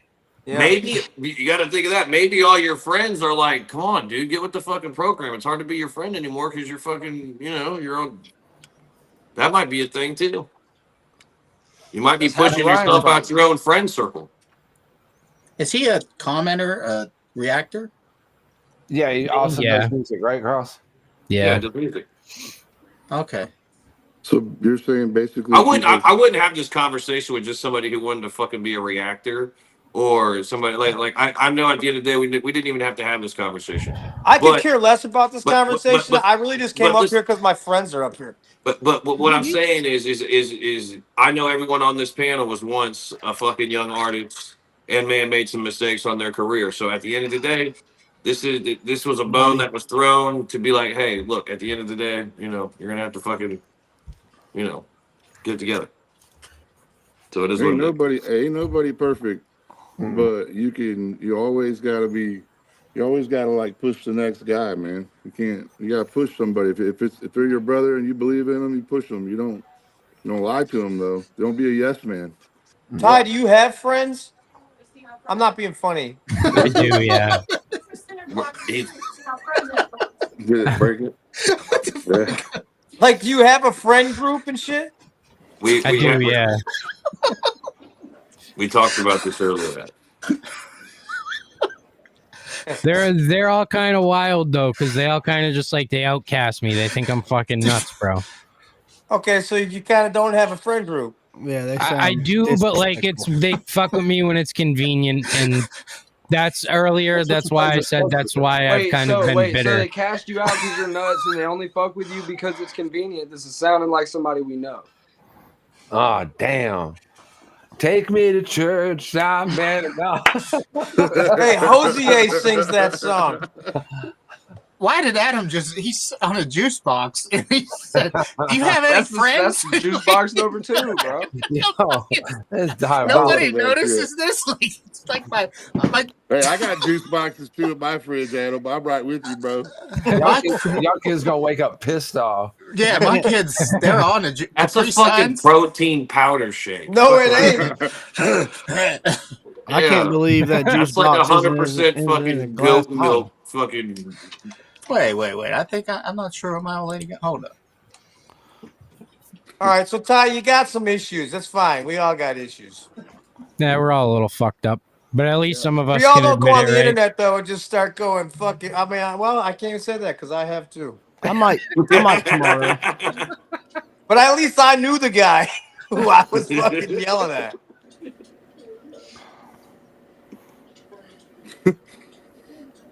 This is way funner not yelling. Yeah, I it's agree. nice. Oh, Hey, okay. it's a choice to be nice, isn't it? Therapy. It works. I think it's the juice box that's making you so happy. Cross, what's your No. Hey, Cross, Yeah, what's wow, your biggest wow. song? Ty, what do you think about Jesse Howard? Never really dove in. Not gonna lie to you. Yeah, you better walk thin water with that comment.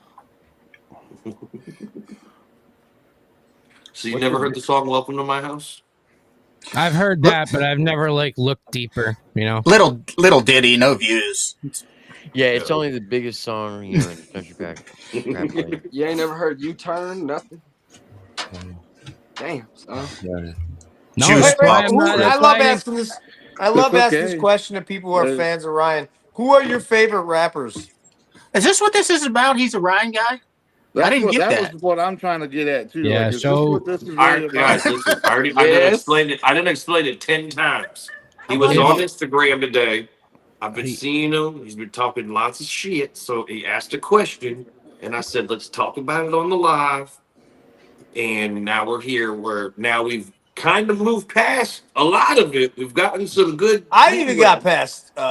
You see what I'm saying? Like so I'm we got sorry, I it to didn't where know. I don't think, and I'm probably a pretty good judge of characters most of the time. I don't see Ty leaving this conversation, running back to the internet, and talking shit again. I don't. No, I see see it that happening. I do see that happening. You see it happening? I mean, I don't gotta see that happening. Everything, I don't. you say from here, if you do that, everything. I don't think he's gonna say any more bad shit. I think he's gonna catch hell, and he's gonna say, "Fuck, man, this is what I didn't want to happen," and he's gonna be like, "Fuck it," and then he's still gonna be like, "Oh hey," because guess what? He can still, you know what I mean, start doing reactions or start doing music again. Nothing's gonna stop for you at all. You just gain people that are actually gonna be like, "Get him, Tiger." Right. Wait. I want to hear who your favorite rappers are that you are influenced by. That I'm influenced by. Yeah, like who you listen to. All right, my top 5. Can it be from any Yeah. era of hip hop? Yeah, for sure. All right. Number 1, I'm gonna have to go to immediately because if you throw me on a fucking island with nothing but a CD player, I'm gonna have to say Wu-Tang Clan number 1. Wu-Tang is for the children. So Wu-Tang Clan number 1 for sure. There was a video you dropped. And you're a while Ryan back, fan? God and damn, what happened here? I think it was Fight Music that you put out, which I thought was cool because one, that's also an Eminem song title, and you had the cream hat as well, Wu-Tang Clan, so, with the matching jersey, so that was dope. So I put Wu-Tang Clan number 1. All right, I'm gonna branch out of groups on the rest of these. I'm gonna put Wu-Tang Clan. I'm gonna have to say Young Jeezy. He's all right because he's mutual. You can throw him on. Adam, that's fucking Young Jeezy. Put some respect on his name. I never put Jeezy in the top 5 ever, but let's go. Wu-Tang Clan, Jeezy. I'm trying to go outside the box here. Hobson for sure. Fire. Who the fuck else can I put on this list? I'm glad you only gave me 5 and not 10. You gave you 5. I didn't say shit. Fair enough. All right, then I'm gonna say Wu-Tang Clan, Jeezy, Hobson. Go to your Spotify. DMX, Go to your DMX. Spotify on your phone and look at DMX. That's a real good show. That's a good pick. What's your DMX Spotify and showing? Tupac, because I say DMX because that's my dad's favorite rapper. That's all. That and Wu-Tang Clan is all I grew up in the house. Like that, always playing, bro. DMX is like cream of the crop. If not, I would put him over Wu-Tang Clan. And so, list as those as your favorite rappers. You put all those together that you know of their songs and lyrics, and then you think Ryan's a good rapper?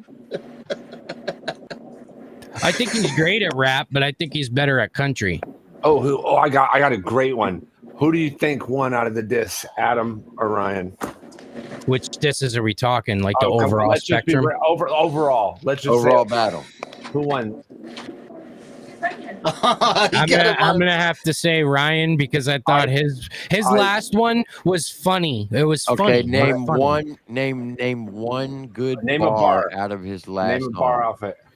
His last song or his last diss? Last diss. Name a bar. Name a bar. A good bar. There was the part where he went a cappella and he was like, "You're still doing rapping." It reminded me of Justin Times thing that he did with forgive me if I say his wrong name, Jason Reed, the still doing rapping diss or whatever when they were in Walmart. It reminded me of that. Well, that's because he was Because that was memorable, though. You could say because bars, they were funny, right? They had some comical value. I think in the sense of when it comes to the overall ACAL versus Ryan, I think it's a very big shift because Adam has the ability to adapt to almost any rap style with his flows. Bro, you really daggone. Hey, can you name one of the lines though? What? Can you name one of the lines from his diss track? Just one line? Like a bar, say one of the bars that hit hard. Off the top of my head, I can't give you a bar from either. Hey, can any of y'all name an Adam bar out of Holy Water? Hell yeah. I personally can't. Drugs, she just looked like that. That's my favorite one. What? How you off beat with no beat? You beat me like beat me. That man had an 8-minute track, and every time we ask someone to name a bar from it, no one can name one single line. I can't name one from Justin's, Adams, or Ryan's. I can remember like funny little snippets, but I don't remember full on bars. I just remember laughing at all the ones that came across. Okay, that's name why I say one line. People name like y'all one line from Holla Boys. We them Holler Boys. This is why I say though, people. Bro, the whole panel can answer that. Ted. That was a horrible example. Even Adam probably started humming. Let me tell you what I heard. What I'm getting at is he can remember from a good song, but he cannot remember from a bad song. Okay, I seen the book. Okay. Let me tell you what I heard. What I heard was somebody chewing on their microphone. Let me tell you what I heard. What I heard was Ryan's best part of the disses was when he sounded like Justin. That's what I heard. I liked when it was comical, man, because so me being a Hobson fan, right? For I would say 10 or 11 months, I dove into the Hobson thing, right? And I'm like, if he could fucking nosedive his career into the fucking ground and then just dip like it never happened, I'm cool with doing that too. But looking at the overall spectrum, right? You wonder why he became miserable and then he left the rap game because he did it to himself, right? Yeah. But this is what I'm willing to argue. As far as the question goes, I could almost guarantee that Ryan's diss tracks are not playlisted for daily listening. I listen to Blasphemy on a regular basis. I listen to Holy Water on a regular basis because they have. Oh shit! Oh man! Hey, the ring camera. The ring camera.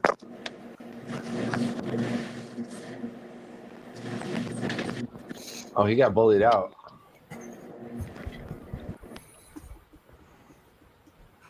Who the fuck is this?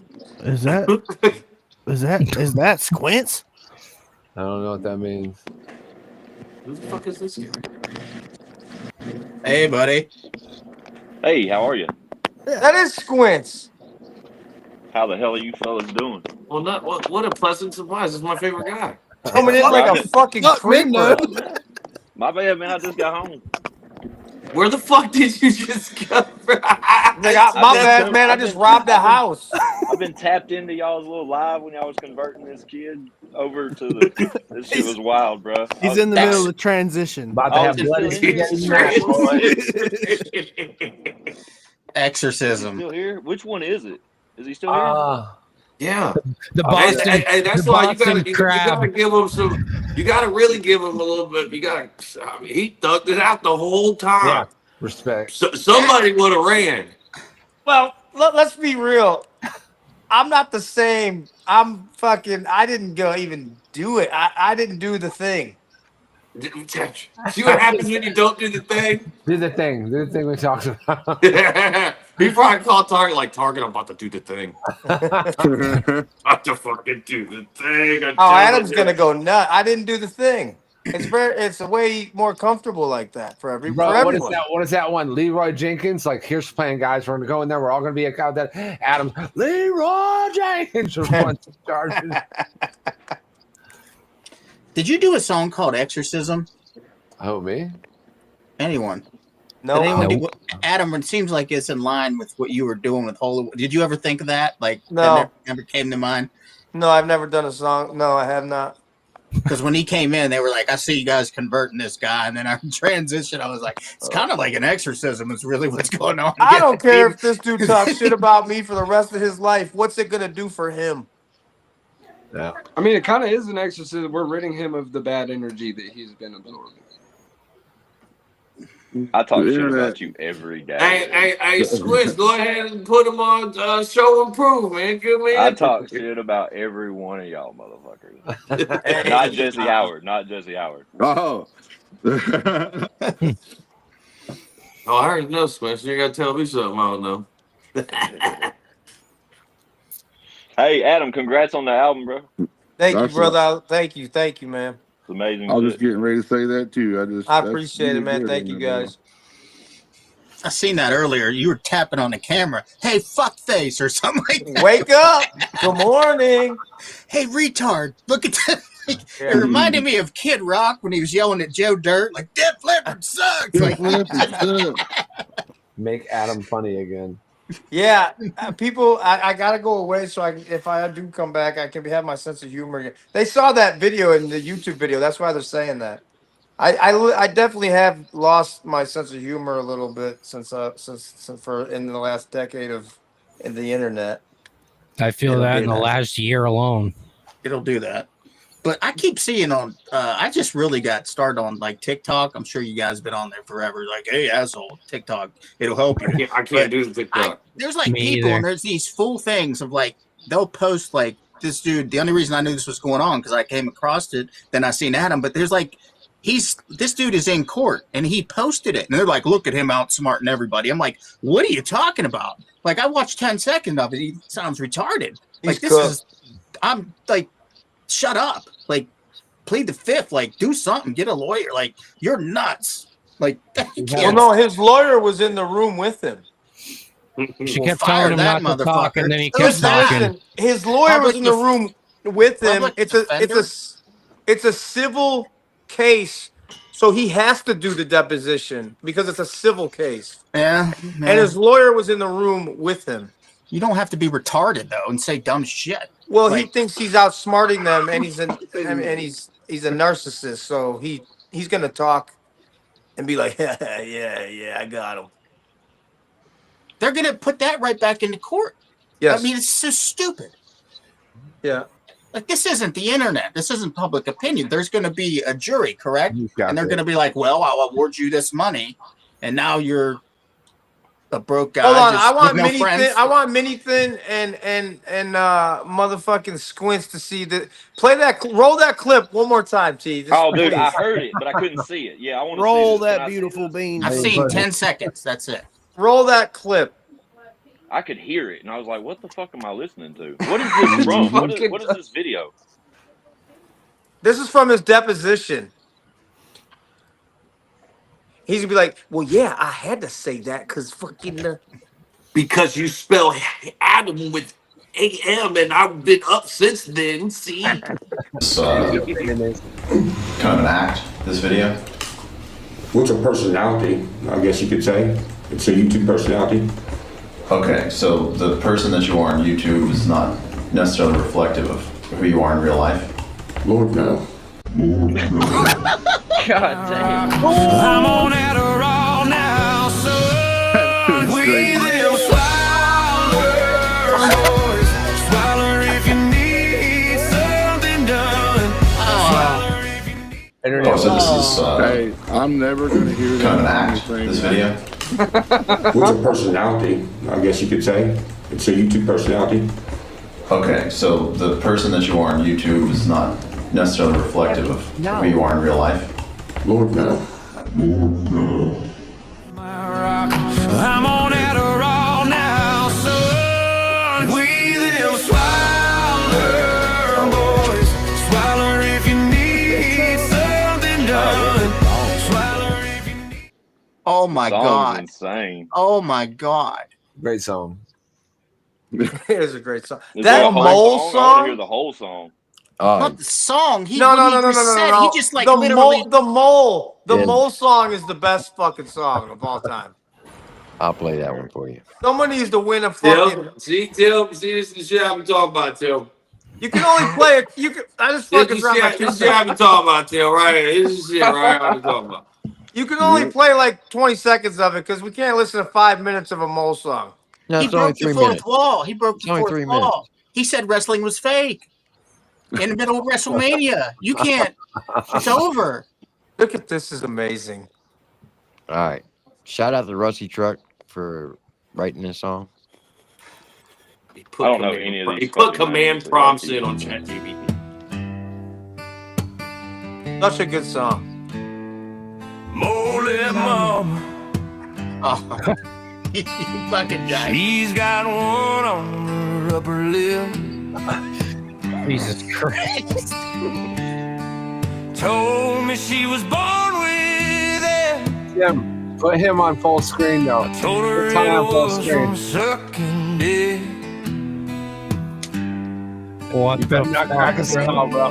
Took me to her bedroom and she showed me what she was working That's with. funny shit, bro. What Smell the I fuck? couldn't deal with This it. is like the light in the detective office. Mole mama. Mole mama. She's got Man. one on her upper lip. That's crazy shit. Told me she was born with it. I told her it was definitely from sucking on them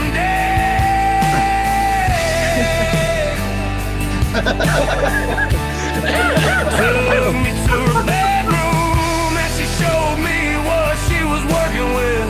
Oh my god, bro. How long is this? 5 minutes? Holy mama. Oh my god. Yeah, she only fucks her son's friends. That's the way it's always been. Oh my god. What a breakdown. You can see the mole from You're the getting in it front now. and the back. Hey, we're gonna cover the cover-up tattoo. Don't worry, bro. Worse than a movie villain. Stole $3 million off her kid, and then she spent it all on a jobless drug addict. Fuck Johnny Gobble. More like mama. She's got one on her upper lip. She sounds like a nice lady. Told me she was born with it. I told her it looked like the bumps on a dirty day.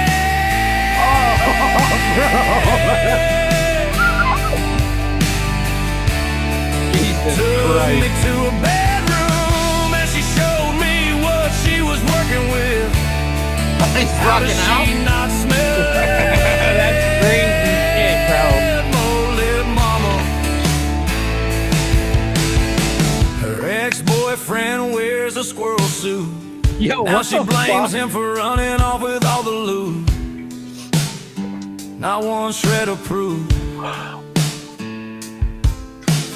Top-notch security, always on her six. Tam fam tussles all up in this bed.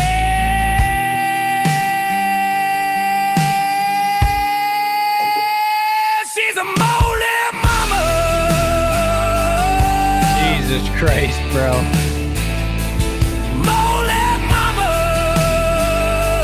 I want a Jesse Howard cover of this. She's a mole mama.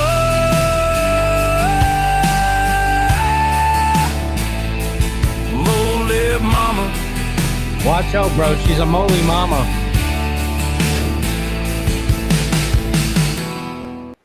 Go ahead and throw your Cash App up on screen, Cross. We're all gonna chip in and get that covered up tattoo for you. So wait, That's crazy. You're cooked number now, one, bro. do you You're know right why now. it's called Mole Lip Mama? Nah. No, Adam. Well, no. Does Tyler know? Look, you know that was my first time in the history of y'all having that song of me listening to that shit from start to fucking finish, and I may. So have is been, that an AI voice? I may have been wrong about the command prompts because there's no way that you can type some shit in and it come up with that. So there was definitely some right. Is that an AI voice? Yes. Yeah. That motherfucker was singing. But listen, that's the bar. first time I've actually heard the whole fucking song. Spider.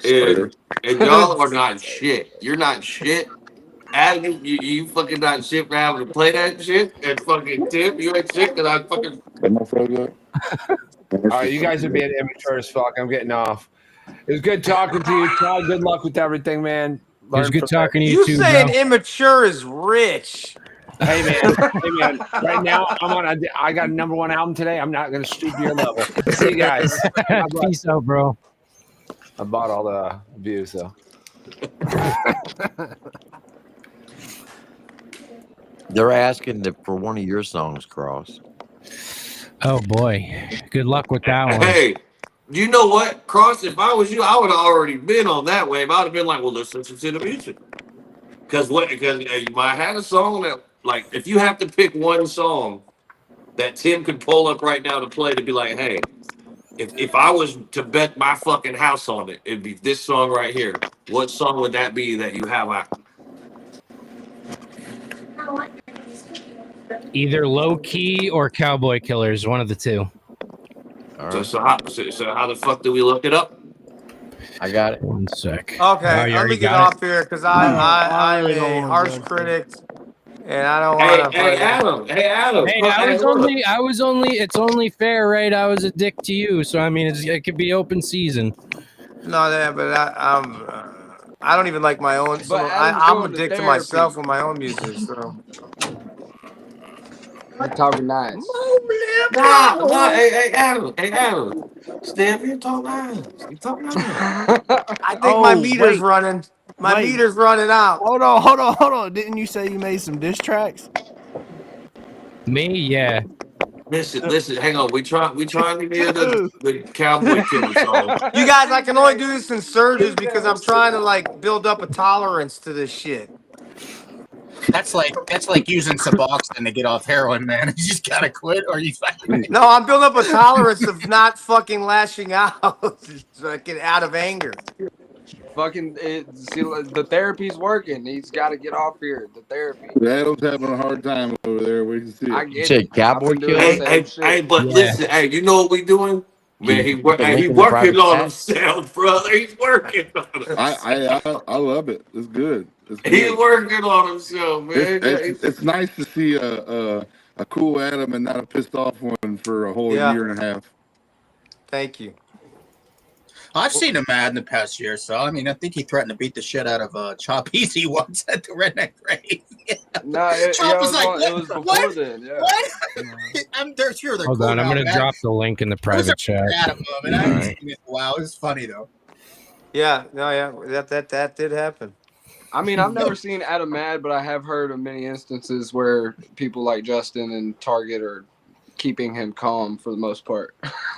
All right, why'd you write this song? Why did I write it? Yeah. Just bored sitting in my room playing around, man.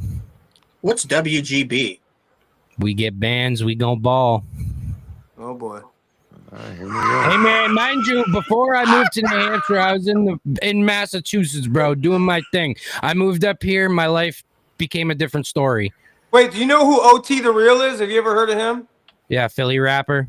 I love that. That motherfucker is dope. I'll have my boy do it for a pair of Eagles tickets. Yeah, he's Get lit dope. in the city, most likely your own people did it.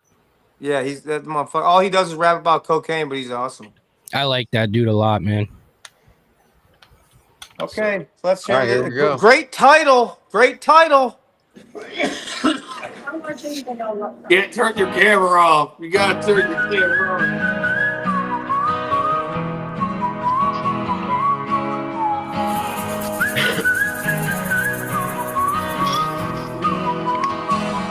I've been at the dive bar trying to find out where I went wrong. At the bottom of the bottle of this liquor. She a cowboy killer, I just drink it straight. I don't need a mixer. She a heartbreaker, yeah, risk taker. I don't like Kudia's favor. Sipping on this liquor, I don't even like the flavor. Make the lights go down. I see Adam's eyes rolling. He's like, you don't want me to say what I think right now. Sees me now, trying to find peace. They wanna blind me.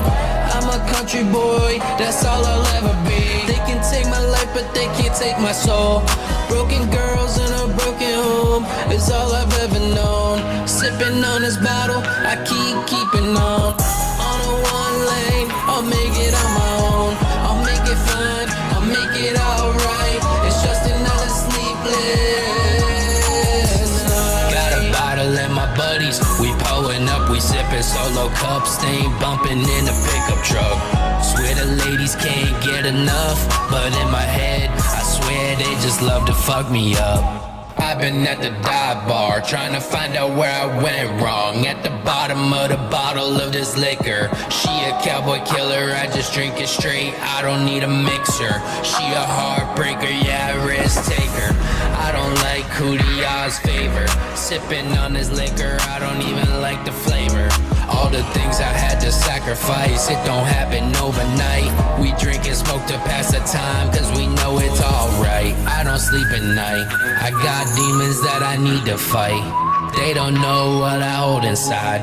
Every time I get the mic, I talk about my life. And this truck is 4-wheel drive, I guess I'm going for a night ride. Going for a night drive, going for a night ride. Acting like everything is just fine. I've been at the dive bar, trying to find out where I went wrong. At the bottom of the bottle of this liquor. She a cowboy killer, I just drink it straight. I don't need a mixer. She a heartbreaker, yeah, risk taker. I don't like Kudia's favor. Sipping on this liquor, I don't even like the flavor.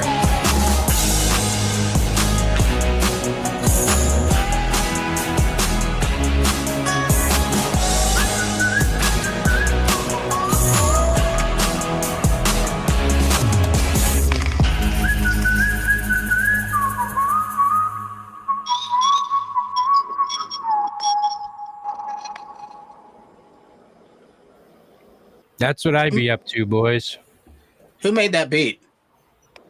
I don't know. I found it on BeatStars, and I paid $60 for the beat. Are you a fan of Foster the People? No, I've never heard of them.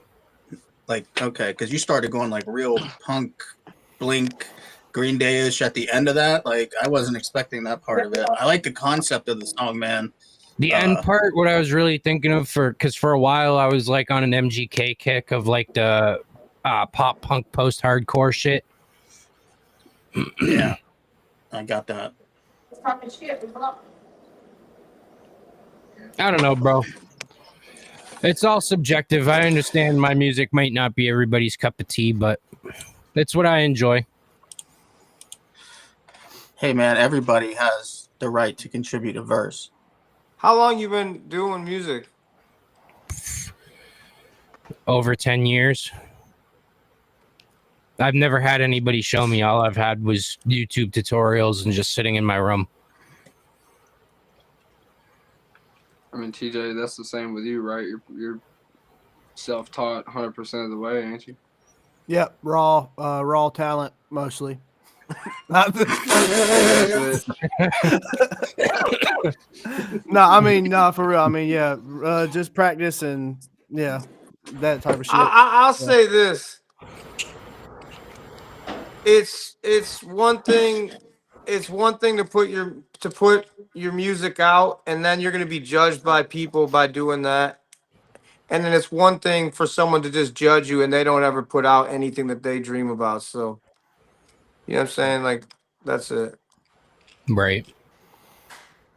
Damn, that's good I points just there, think you should bro. set bigger goals for yourself, bro, and not just like not stop that shit at getting somebody's approval, but more so set goals to help you get to other goals. Like, don't just stop at being on a panel with certain people, bro. You need to set a goal to better the quality of your music. Maybe go to, like, if you got a home studio.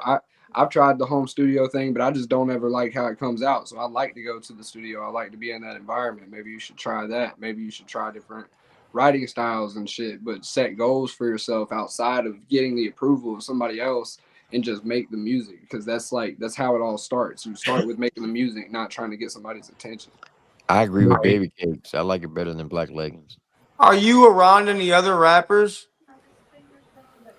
For the most part, like when I'm in Boston hanging out, like I'm sure you've heard of Token, Chris Webby, Yeah. Justin Clancy, all them dudes. Like that's the demographic I'm around. What I'm saying, when I say are you around, I'm saying, are you Studio. in the studio? Are you writing verses next to these guys? Are you? You only way you're ever gonna get better at I've rapping. seen them in the studio, but like at least in Boston, I can't speak on the New Hampshire scene because I don't really know anybody else around here who really raps. But as for the Boston guys, the reason why I said at the beginning that it was so dark and weird and such a bad vibe down there is like Boston has this appeal of like, we've never really been famous for anything other than like Big Poppy and a Benzino. So like, you're not going to fucking take this from me. I'm big macho tough guy. Leave me the fuck alone. I'm doing what I'm doing. Like, I'm better than everybody else, and nobody like gatekeeping shit like that runs heavy. Like, people aren't gonna just. Well, that's everywhere. What I was trying to, that literally is everywhere. What you just said is literally everywhere. Shit, it's what Ryan Upchurch made his whole career doing. But I'll say this: you're not going to get better rapping. Like my friends in real life. Like when I say real life, my friends that I grew up with are just we hang out still to this day. Our kids play together. But outside of that, what I do for a living, my work, my profession, my friends that I've met through that, they're some of the best rappers in the fucking world. So I'm constantly around rappers who are as good or better than me. You understand what I'm saying? That's the only way you're gonna get better. Right. That's like that kid, DLU Kemp. I never He's heard of dope. that. He's dude. super And dope. then I listened to your album, He's going and to the rave. I did like his verse a lot. I'm not gonna lie. That was actually. Did you ever hear of him before that? Nope. See how you keep saying, well, you should. I put people on albums that, and he's got a lot of streams. He's done well. He's been around for a while. But I'm saying I put people on projects of mine that I like their music, whether they have 1,000 followers, 1,000,000 followers. It doesn't fucking matter. I want more people to like their music like I like their music. Well, that's what it is. Good music speaks to the soul, and you know, if you're gonna be a good person, right? Don't bite the hand that feeds you. I mean, it's just at that point basic common sense, right? Like, I see the points that you guys are making, right?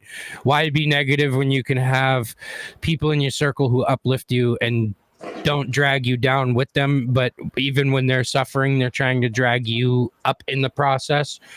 There's not really a need for somebody who's just Debbie Downing all the time, like me with my content, right? That pushes people away, and then they get it creates a pessimistic narrative that people don't really want to tune into, because my videos caught traction until they fucking didn't.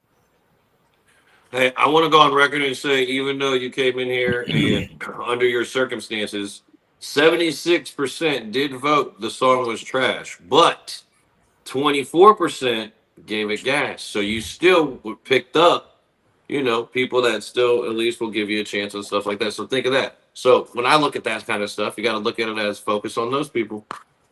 I mean, they're rocking I with agree you. with the thing that Adam's saying about being around other artists, man. I think one of my favorite verses was I was in Chop studio. Chop was there, Justin was there, Larry was there, Fedora Mike. We were just sitting in a circle writing verses. I wrote that verse in maybe 15, 20 minutes tops, but it's by far one of my favorite ones. And it's just like when you get around certain people or you have that energy in the room. Sometimes it can bring things out of you. It can bring a different thought process, or you might hit a different pocket that you haven't hit before. I definitely agree with that. It's real simple. If you're around all the dopest rappers, you got to be like, well, I cannot have the worst verse. I have to. So it makes you step your game up. Right. Anyways, I hope everyone has a great night. I love y'all, man. Justin, fuck you. TJ. And what drops tomorrow? Rapping me, Murph, you, and Hard Target, and that hook is crazy. The song's dope. Music video, again with the guys. Adam, What time's the music video drop? I don't know. Whenever I don't. Once again, congratulations and thanks for coming up. You got it. You guys are awesome, man. Have a great night.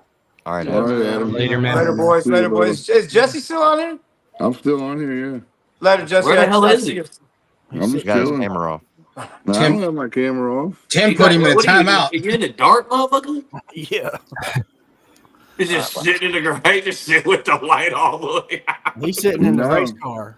TJ, I'll holler. Oh, yeah, I'll he's holler. sitting in the car. That's what he's doing. He's pretending he's not. Anybody else get snow? I got like 6-7 inches Oh, today, fuck man. yeah, dude. I was out all day with the kids, man. I just had to Didn't do even have some. to take the kids to motherfucking to school.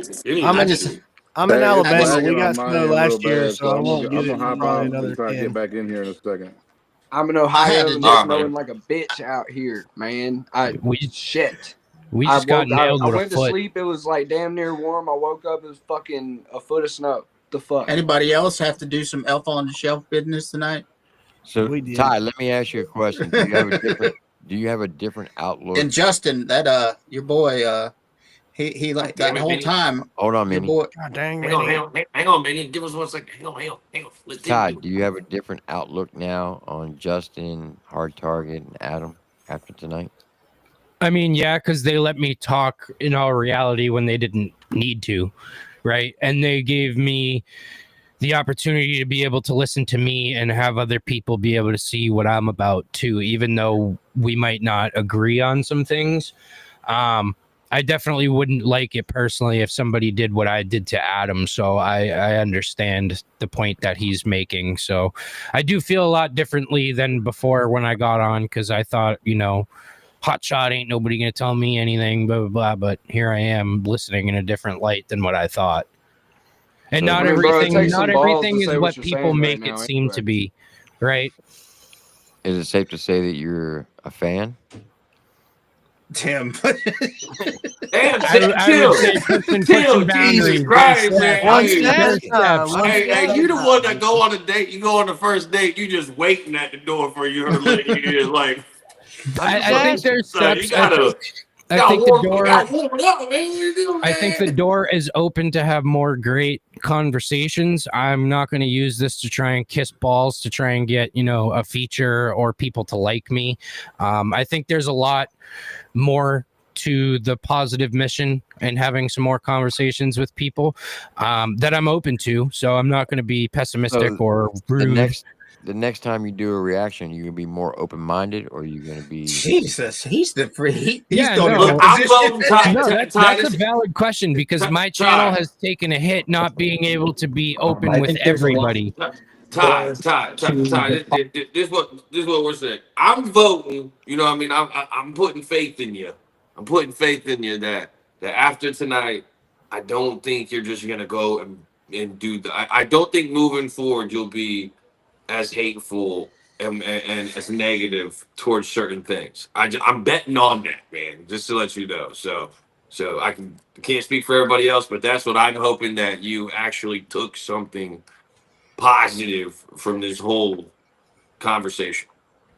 So I was being pessimistic, man, because I felt like I was never going to be heard. Now I'm being heard. And if I have one thing to tell people who watch this, especially young artists, like, man, even though it's a dark world, it doesn't need to be a dark life. It really don't, because at the end of the day, like, when I'm sitting here fucking reading all this shit and, reading all this false information and he said, she said, it really puts a tax on my mental, and it's really not fucking worth it, because, like, I'm up here, bro. It was never as serious as I thought it was. Hey man, look, I'm dealing with the same. I'm trying to figure that out for myself. I'm 23. I'm still working on that shit. But like the best thing I can fucking tell you is you either have to step away from the social media or learn how to not take it seriously whatsoever.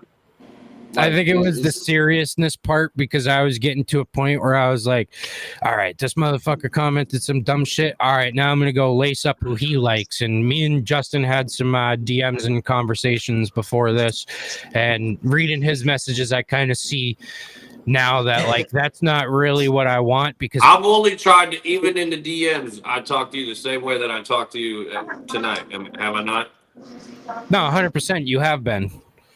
So that's been cool too, because it hasn't been like, you know, I'm going to stir a narrative and then put you on the spot and then it's something completely different. That's not what it was. It's just been genuine the whole way through. Talking nice. That's what we like to do. Talk nice. Well, I'll just say this, and I'm just trying to prepare you. Just be prepared that Creek Squad may come after you for being up here tonight. I'm not really worried in the sense, because people, not even just Creek Squad, but the world as a whole, people need to look within themselves to really find what they want to do and find the beauty in it, because beauty is in the eye of the beholder. But things can't be beautiful if you make them toxic all the time. That's facts. It sounds like that you got in on this whole shtick and was talking shit and getting some clout and getting views, and then it got kind of serious. But this shtick is going to end because this beef is going to end. So now where do you go? I think you're in the right place, man. I think all these folks are giving you some good advice, and they're extending their hand when they don't got to. You know what I mean? You're having conversations, adult conversations with competent, rational human beings instead of psychos that are just jealous and nuts, man. And I don't got a dog in your fight, man. I don't know you from Adam. Well, I mean, I get what you're saying. Actually, I know Adam a little better, but I mean, but yeah, man, you know what I'm saying? Like, I don't know. And Boston's done for way more than that. Don't forget about the Celtics and Matt Damon and Ben Affleck and, you know, the faggot Patriots. Right. Come on, man. Right. But man, I see it a lot different now. A lot of people are probably going to be fucking pissed off at me, but if they're pissed off, they didn't watch the whole context. They're probably just going to be seeing shorts and snippets that people clipped, and they're not going to see everything that we talked about tonight. They're not going to know the full extent, because they're just going to want to pick apart the little things that they did see, and then they're going to do what I did to Adam and be like, fuck this guy. But I mean, that's what this is, bro. Like when guys. you choose this, you sacrifice your privacy to a very, very high extent. Like, you are going to get picked apart. My life has gotten picked apart in the last 3 months more than I ever thought it fucking would in my life. Longer than that. I was on here defending your ass against who I didn't even know was dude. Like, I was like, what? And then I get inboxed. All you gotta do is just use that shit to fuel you to make you drive you harder. That's just part of it. Who cares about what people think out there? Fuck them. Right. Exactly. Fuck them. It's about networking. You can network with people that are just on this freaking thing right here better than you can the trolls in the comments, the people that don't matter. Like, you know what I mean? The people with 8 accounts that just live or die about someone's name. Like, come on, man. Well, I mean, like the handful of songs that I've made. I'm not saying it like I'm a better person either. I'm a super humble human, like individual. I'll help anybody. But it's like, it's the point of it though. Like you live and you learn. You make decisions. You lie in your own bed. You got to live with them. That's how it goes. But you can still change. Everybody can see the light and change. You know what I mean? It's people just choose to either have the blinders on or not. That's all I wanted to say. I'm sitting back here listening, and I'm just listening right now. So I come in late on it. So I don't really know all of it. I'm just trying to observe and add in on what you guys are saying, because I've had connection issues all night long. So I feel like saying something. Guys.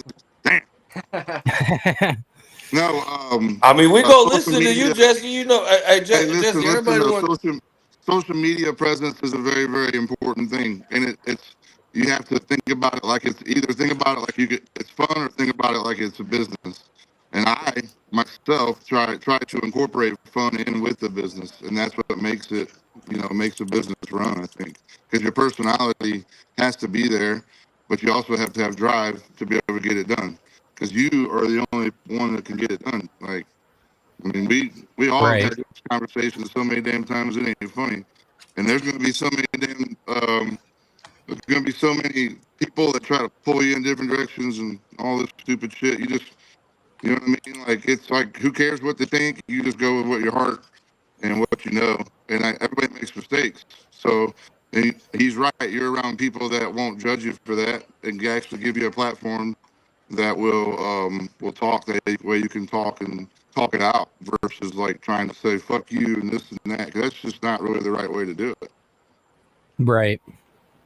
Yeah, make friends on the internet, not enemies, man. Because like I met TJ through the internet, wound up Jesse recording with the wisdom. You one of know my what favorite one songs part, with him. Sometimes I'll drop it, bro. Sometimes I'll you drop it. know, this is what I'm waiting for on the internet when I wake up tomorrow.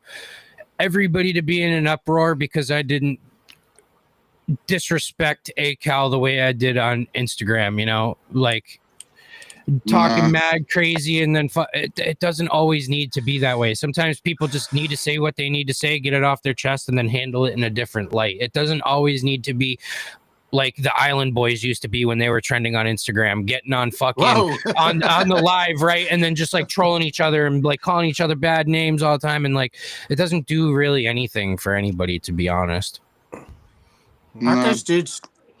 Never mind. No, you're not wrong. When the Island Boys first came up, everybody, especially kids that were younger than me, popping up, and I'm seeing this shit everywhere. And before they even did the Island Boy song, they got famous off the clout of disrespecting people on live, and like that generated so much toxic hate by the time the Island Boy meme came about that people didn't even care about it. They were just like, these guys are gay, they're brothers, and they make love to each other. Fuck them. Every ounce of disrespect that they gave in the beginning, and I see it now, led to their demise ultimately, and I could see how that could ruin somebody's career. It's quick results. Quick results means like it goes away faster too. Yeah, it's not the longevity path because it doesn't actually stick. That's something I wanted to ask you too, for real. Like, I know I'm coming late into the conversation, but we heard your song, and you know, I've been an artist for a long time of my life, and you know, I feel like, what kind of artist are you trying to portray yourself to be is what you need to figure out, is what I think, what I see. Because I feel like you're on the fence and on the crossroads here and shit, and like you just gotta like figure it out. Once you figure out the direction, everything kind of falls in place. But you got to be around the right people, and the right people is the only way it's going to happen. You can't. It's hard to do it by yourself nowadays. Because the internet's so strong, the media is so strong, and like everybody kind of groups together, and you get a big, you know, chain of people that really share your stuff, and they really push you out. And it's a blessing that we have that now. Tim is so strong. It's funny because I've had the same conversation with my older brother, because he always tells me you can't be so fucking mad and angry all the time, and I'll be like, fuck people, I'm just done with it, I don't want to deal with it. And then he'll be like, dude, the only way you're ever gonna get through life is by fucking having people. You can't just not have people. Yeah, right. But you gotta have the right people. That's the choice. You gotta have because that's where like it gets tricky. Because like, when you start getting somewhere, there's all the people that they all want to try to get in your corner. And whenever you got to look at it and go, was you there whenever I was a nobody? Was you there whenever when I wasn't making any money? I mean, those are the decisions I roll with, like in my personal life with what I do. And I feel like it reflects on everybody on the panel here knows me and my actions and what I do. And, you know, I don't have to portray anybody else to be me. That's the whole point. When you meet me in person, I'm the exact same person I am right here. Just like Adam Calhoun is, just like Justin Time, just like Tim, just like Mendo, just like all of us. We're all the same people. And sometimes though, aggression comes out, and then you say shit that you can't take back. So the only thing you could do is get on here and go, okay, I got to try to defend my case now. And I think, you know, like Justin said, you know, any people, this world is full of second chances, right? And you're around people that will give them, you know, because we're we all give you 100 until you give us a reason not to be. Let's just say it that way. Right. Are you trying to be country rap? Me? Oh, him? No, yeah. no, not you. So you don't be talking to me, bro. You already know me. I do a mix of shit, but yeah, for the most part, yes. Okay, so country rap kind of came to me. I'm a country singer, so it kind of like I fit you can't have country rap without the country in it. You just can't. So it kind of like fell into my lap in a way. Plus, I hung around the right people, so that had a lot to do with it. I put myself in those spots because I knew what I wanted. Now, like Jesse, did you get into those spots because you were talking negative about people, or did you get in those absolutely spots? not. Absolutely not. I didn't have to throw any shade or do any of that negativity stuff or have any propaganda on the internet or none of that bullshit. All I had to do was just make good, timeless music and something that lasted. Something's going to last. After I'm dead and gone, welcome to my house. We'll always be here. I don't know if you guys have ever heard of him, and I'm sure you have. New England's finest, Aaron Lewis. I like him a lot. I like the shit that, you know. You want to know what's crazy right now? I just signed a contract to open up for Aaron Lewis. No shit. Yeah. Damn. I like Aaron Lewis a lot. Yeah, I like the shit that he stands for, and that was the introduction for me finding out that I don't just want to do rap all the time. I enjoy doing the country stuff. I got out of the Boston bullshit of being a little dumbass kid to now I live in the sticks in New Hampshire, and I just want to fucking chill, man. Hey, you just you gotta find out if you sound like you kind of already know your direction. I just think you just you needed a little convincing and pushing in the right direction, and you were willing to listen, and that's a lot of it. If you're manageable, is that what they call that? Manageable, to where and to where you can say, okay, I'm wrong. I think I'm right in this, and I'd like to pursue this way because I feel like I'm right, but this other guy is telling me it should be this way. You know, so maybe I'll listen to this guy, and the guy that's telling you it should be this way might be the guy that's want to help you the most. That's usually what happens, but it's easier to go down the other road. That's the point I was trying to get at. Right.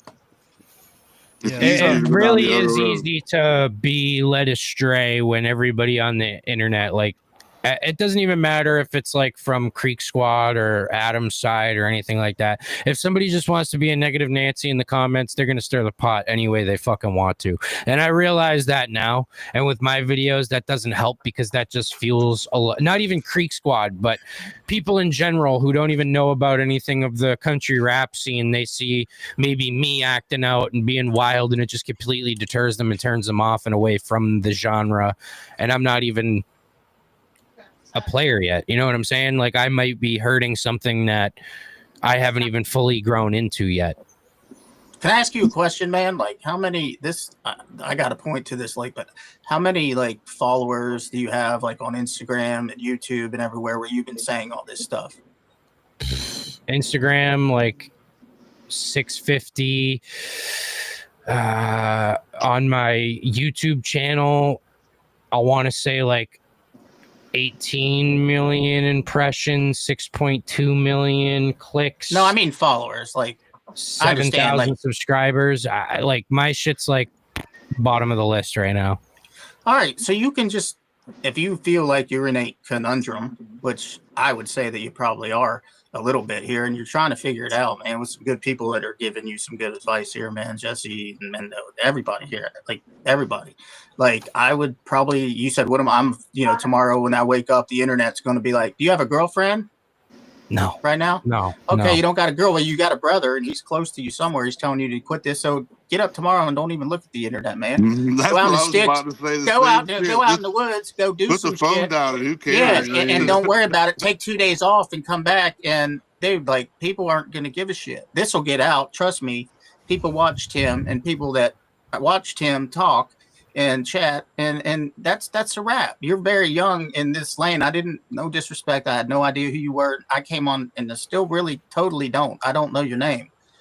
But That's I'm how just I am too. But I'm listening to how he's talking the same way. yeah, Man. it's like you're just kind of young. I don't want to talk to you like you're some kid. Like I know you think this is the the whole world, but there'll be bigger opportunities later. This is that kind of conversation, though, man. It's not like I'm treating you like a kid or anything like that. Right. But it really is that, bro. That's really what's going down. You can wipe all this shit away anytime you want. People can do that from every single day of their lives and wake up. I have to because I'm an alcoholic, and I wipe it away every single day, and try to start over and do good. And I don't always do a great job at it, but you can do that. And especially with this situation, this ain't a big deal. It's not a big deal. You just had the people with huge names and dude with the #1 album right there. It was just on here saying, hey, man, okay, let's talk. And it's over now.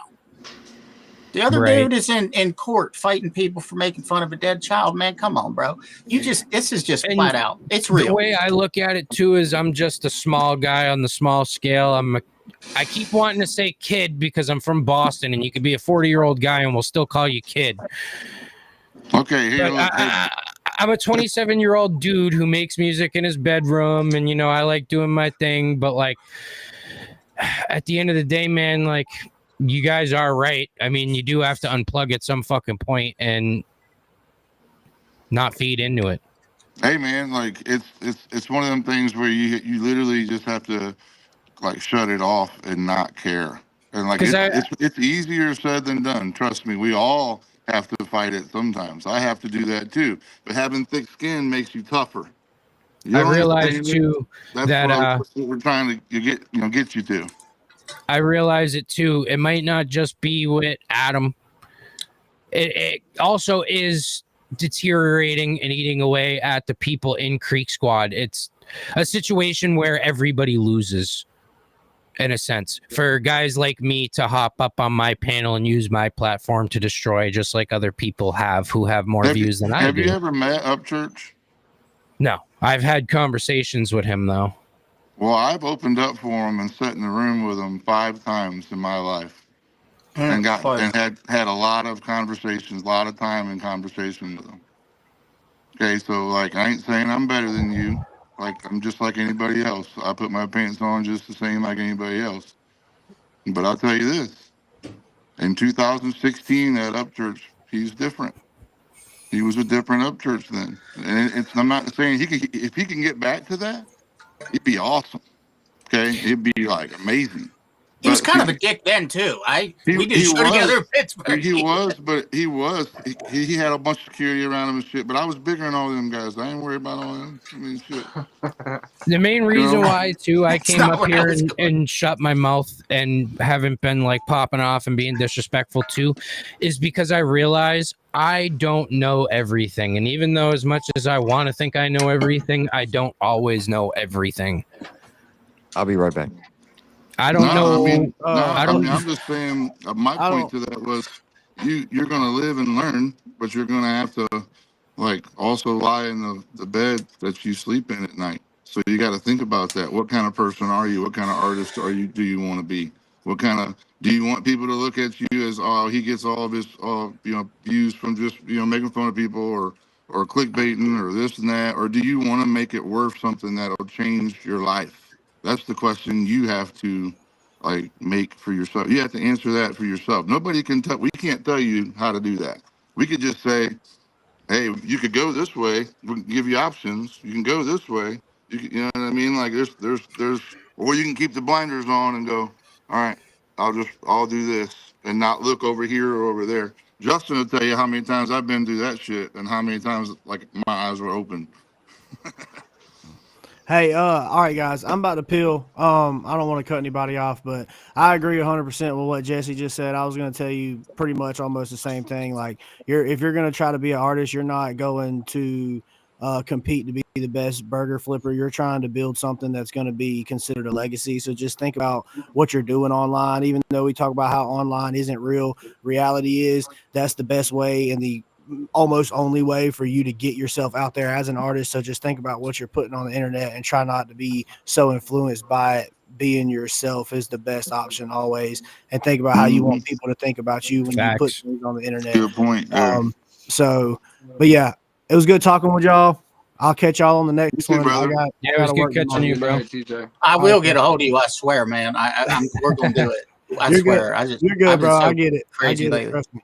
All right. Mando, Y'all have a you good too. night. Later, All right. man. You're You the number too. one album, anything. He ain't worried about you. Get off here, man. Thanks, y'all. See y'all. I'm proud Hey, of and I'm just actually really proud of Adam. Like he handled that situation really, really well. Like really Hey, calm, like he didn't get mad. Like the things that he even himself has worked on that. Like you can tell that he has said, I gotta be better at this. And because he knows that it's very important. It's always been important. Like You gotta. Hey, I was about to say the shit you put on the internet too is like you know, you got to think 5 years down the road, and yeah, you you gotta do watch get some that. You crazy gotta numbers watch and you that. blow up and shit. They Yeah. can backtrack and see all the wild shit that happened, all the crazy shit that you said, and like I've been trying to work on my problems crashing out. Like I crashed out on Turkey Boy on Triple T's channel. And that shit haunts me to this day because I don't want my daughter to get up here and see me cussing like that and You wilding just out and having a acting a bad day. fool. That's all you gotta tell her. I was just having a bad day. Don't worry Right. about that. And so I'm like, but I wouldn't have to feel that way if I just like summon some self-control and it's been working out for me. It's That's just, you good. know, but the internet shit is unhealthy, man. If you let it I become a don't. part of You your can't daily let it routine. consume you. You can't let it consume you. If you let it consume you and you really buy into what people's feelings are, opinions are like assholes, and everybody's got one. Who Yeah. gives a shit? none of them pay your bills though. I mean, No. they don't take care of your family. It's That is very true. hey, Lori. And then as far as people not fucking with you, I mean, I feel like if you just show the effort, because I I feel like went nine to I times came out to of 10, Ohio though, to bro. record a song with Chop. I still to this day don't know why or what the plan was in Justin showing up because as far as I was concerned, I was in Chop I gotta studio and use then that. Justin Hey, and hey, Larry hey, you and know all what these I people did? walk in. Hey, you know what I do? That's all. He walk in and played executive manager on that bullshit. I already know. Hey, nah, I hopped on it, but I used the Uh fucking. huh. I Yeah, I used. know. Look, But but I all it used the took was verse on another thing. me I getting used the really verse. serious and saying like, okay, like I'm from Georgia, I'm living in Alabama. I'm gonna take my ass all the way to Ohio just so that I can show that I'm dead ass serious, and that's all that it took. I didn't He know said why Justin. executive I man. didn't know why Fuck you, Justin Jesse. walked in there, but I knew I was walking out in I the just song with know. Justin. That's all I needed to fucking know. I know the game too well, boy. Yeah, shit. Hey, I covered that motherfucker. Hey, let's run it back one more time. Man. I know. Hey, that was. Yeah, Hey. yeah. I'll be like, that was good. That was good. But I know you can do it better. Yeah, fuck you too, boy. Hey, but it works. Hey, look, it doesn't not work. Hmm. He's lucky that we're friends that I let him do that because that's what it takes to bring out the best in somebody. It's all right. Look, Jesse, that's why I'm your friend because I'm not a yes man. I'm the farthest thing from a Exactly. yes That's I man. don't I don't surround myself with yes men. I can't. You I know who will was like never. that? Also like that was David Ray when he had his his studio down there in Tennessee, man, in Dixon. I swear to you, David, you just look at him, he'd be like, I'd be like, come on, man. But he was right. He was always right. So to wrap this up, Ty, what have we?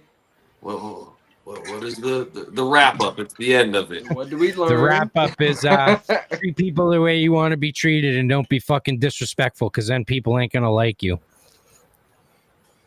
Oh, I guess I mean, you know, That's it's just not. Not just people, but you know, you give what you get and you get what you give. You got to be a good person because if not, then Say that shit. you're gonna suffer in the process, man. Adam didn't have to come up here and be nice to me the way he was. He could have fucking snapped out and fucking wanted to wring my neck and crashed out, but he That was chose not last to. year. So That was last year, Adam. We've worked on Adam since then. Hey, everything that you just said, Ty, you learned in kindergarten. Treat people the way you want to be treated. man, All this stuff you learned in you know why kindergarten. I say It that really though? is, man. You know why I say that though? Because it's very simple, but That's a people fact, get Jesse. lost along the way because the process becomes so convoluted that they don't remember the core morals. No, what it is, hey, what you're it right. is they let their feelings get hurt. Right. That's I don't exactly think what it anybody is. in country rap has ever hurt my feelings to the point where I was like really hurt or upset. 'Cause I don't care. Like I really don't. I don't I'm like, like. okay. Okay. like I and Justin, when I first got on, by the way, you can old boy with his things, he can go ahead and do and delete whatever and try to do whatever and say whatever. But if I got something, you know me, I'll say it right to you. I will. He wrote a whole big thing and it was missing, and I was like, man, I don't like the way that worked out, buddy. So you can believe me or believe him either way. I don't know. The text messages were showing something different, Billy. You're missing a lot of the stuff that was in there. That's I think he was trying to. I really think Al was trying to get me to say shit. Text me, fill me in, man. Fill me in. What is We don't it? got to talk about it on the live. Are we gonna have to do another intervention? I don't want to talk about that on the live. Nah, we're good. Nah, we'll talk about it. No, it's not. That ain't shit. No, I was just playing. No, they said something about you too, Jesse. I was looking at a song and everything got deleted, and then he just posted something here, and I was like, I didn't like that song. I thought that's horrible compared to Welcome to My House. And then my next stuff, all of a sudden, stuff's getting deleted. Now I'm seeing this dude scroll. I'm like, dude, you scumbag. You were right from the beginning, Justin. You were right. I shouldn't even spoke to that. I don't really care if people talk about me in a negative light at all because they don't. But it wasn't like that. It was the song that you and Bree did that it wasn't my favorite compared to other things. I mean. Yeah. It's just that. You got opinions. You're allowed to have. Yeah, I'm allowed to say whatever I want. Opinions like assholes. Everybody's got one, right? Exactly. Remember that. Remember that. I'm not walking around like, oh my God, look what I done did, because I just spoke my truth, and I did. Like, from what the information I had at the time, that dude's a scumbag, man, and I should have listened from the beginning. That was that, man. Hey, man, I tried to help somebody. You got to watch out who you try to help around here, man. You really do. I can't believe it. I mean, I did everything I could for old dude. I mean, paid for his video, did everything I could because I believed.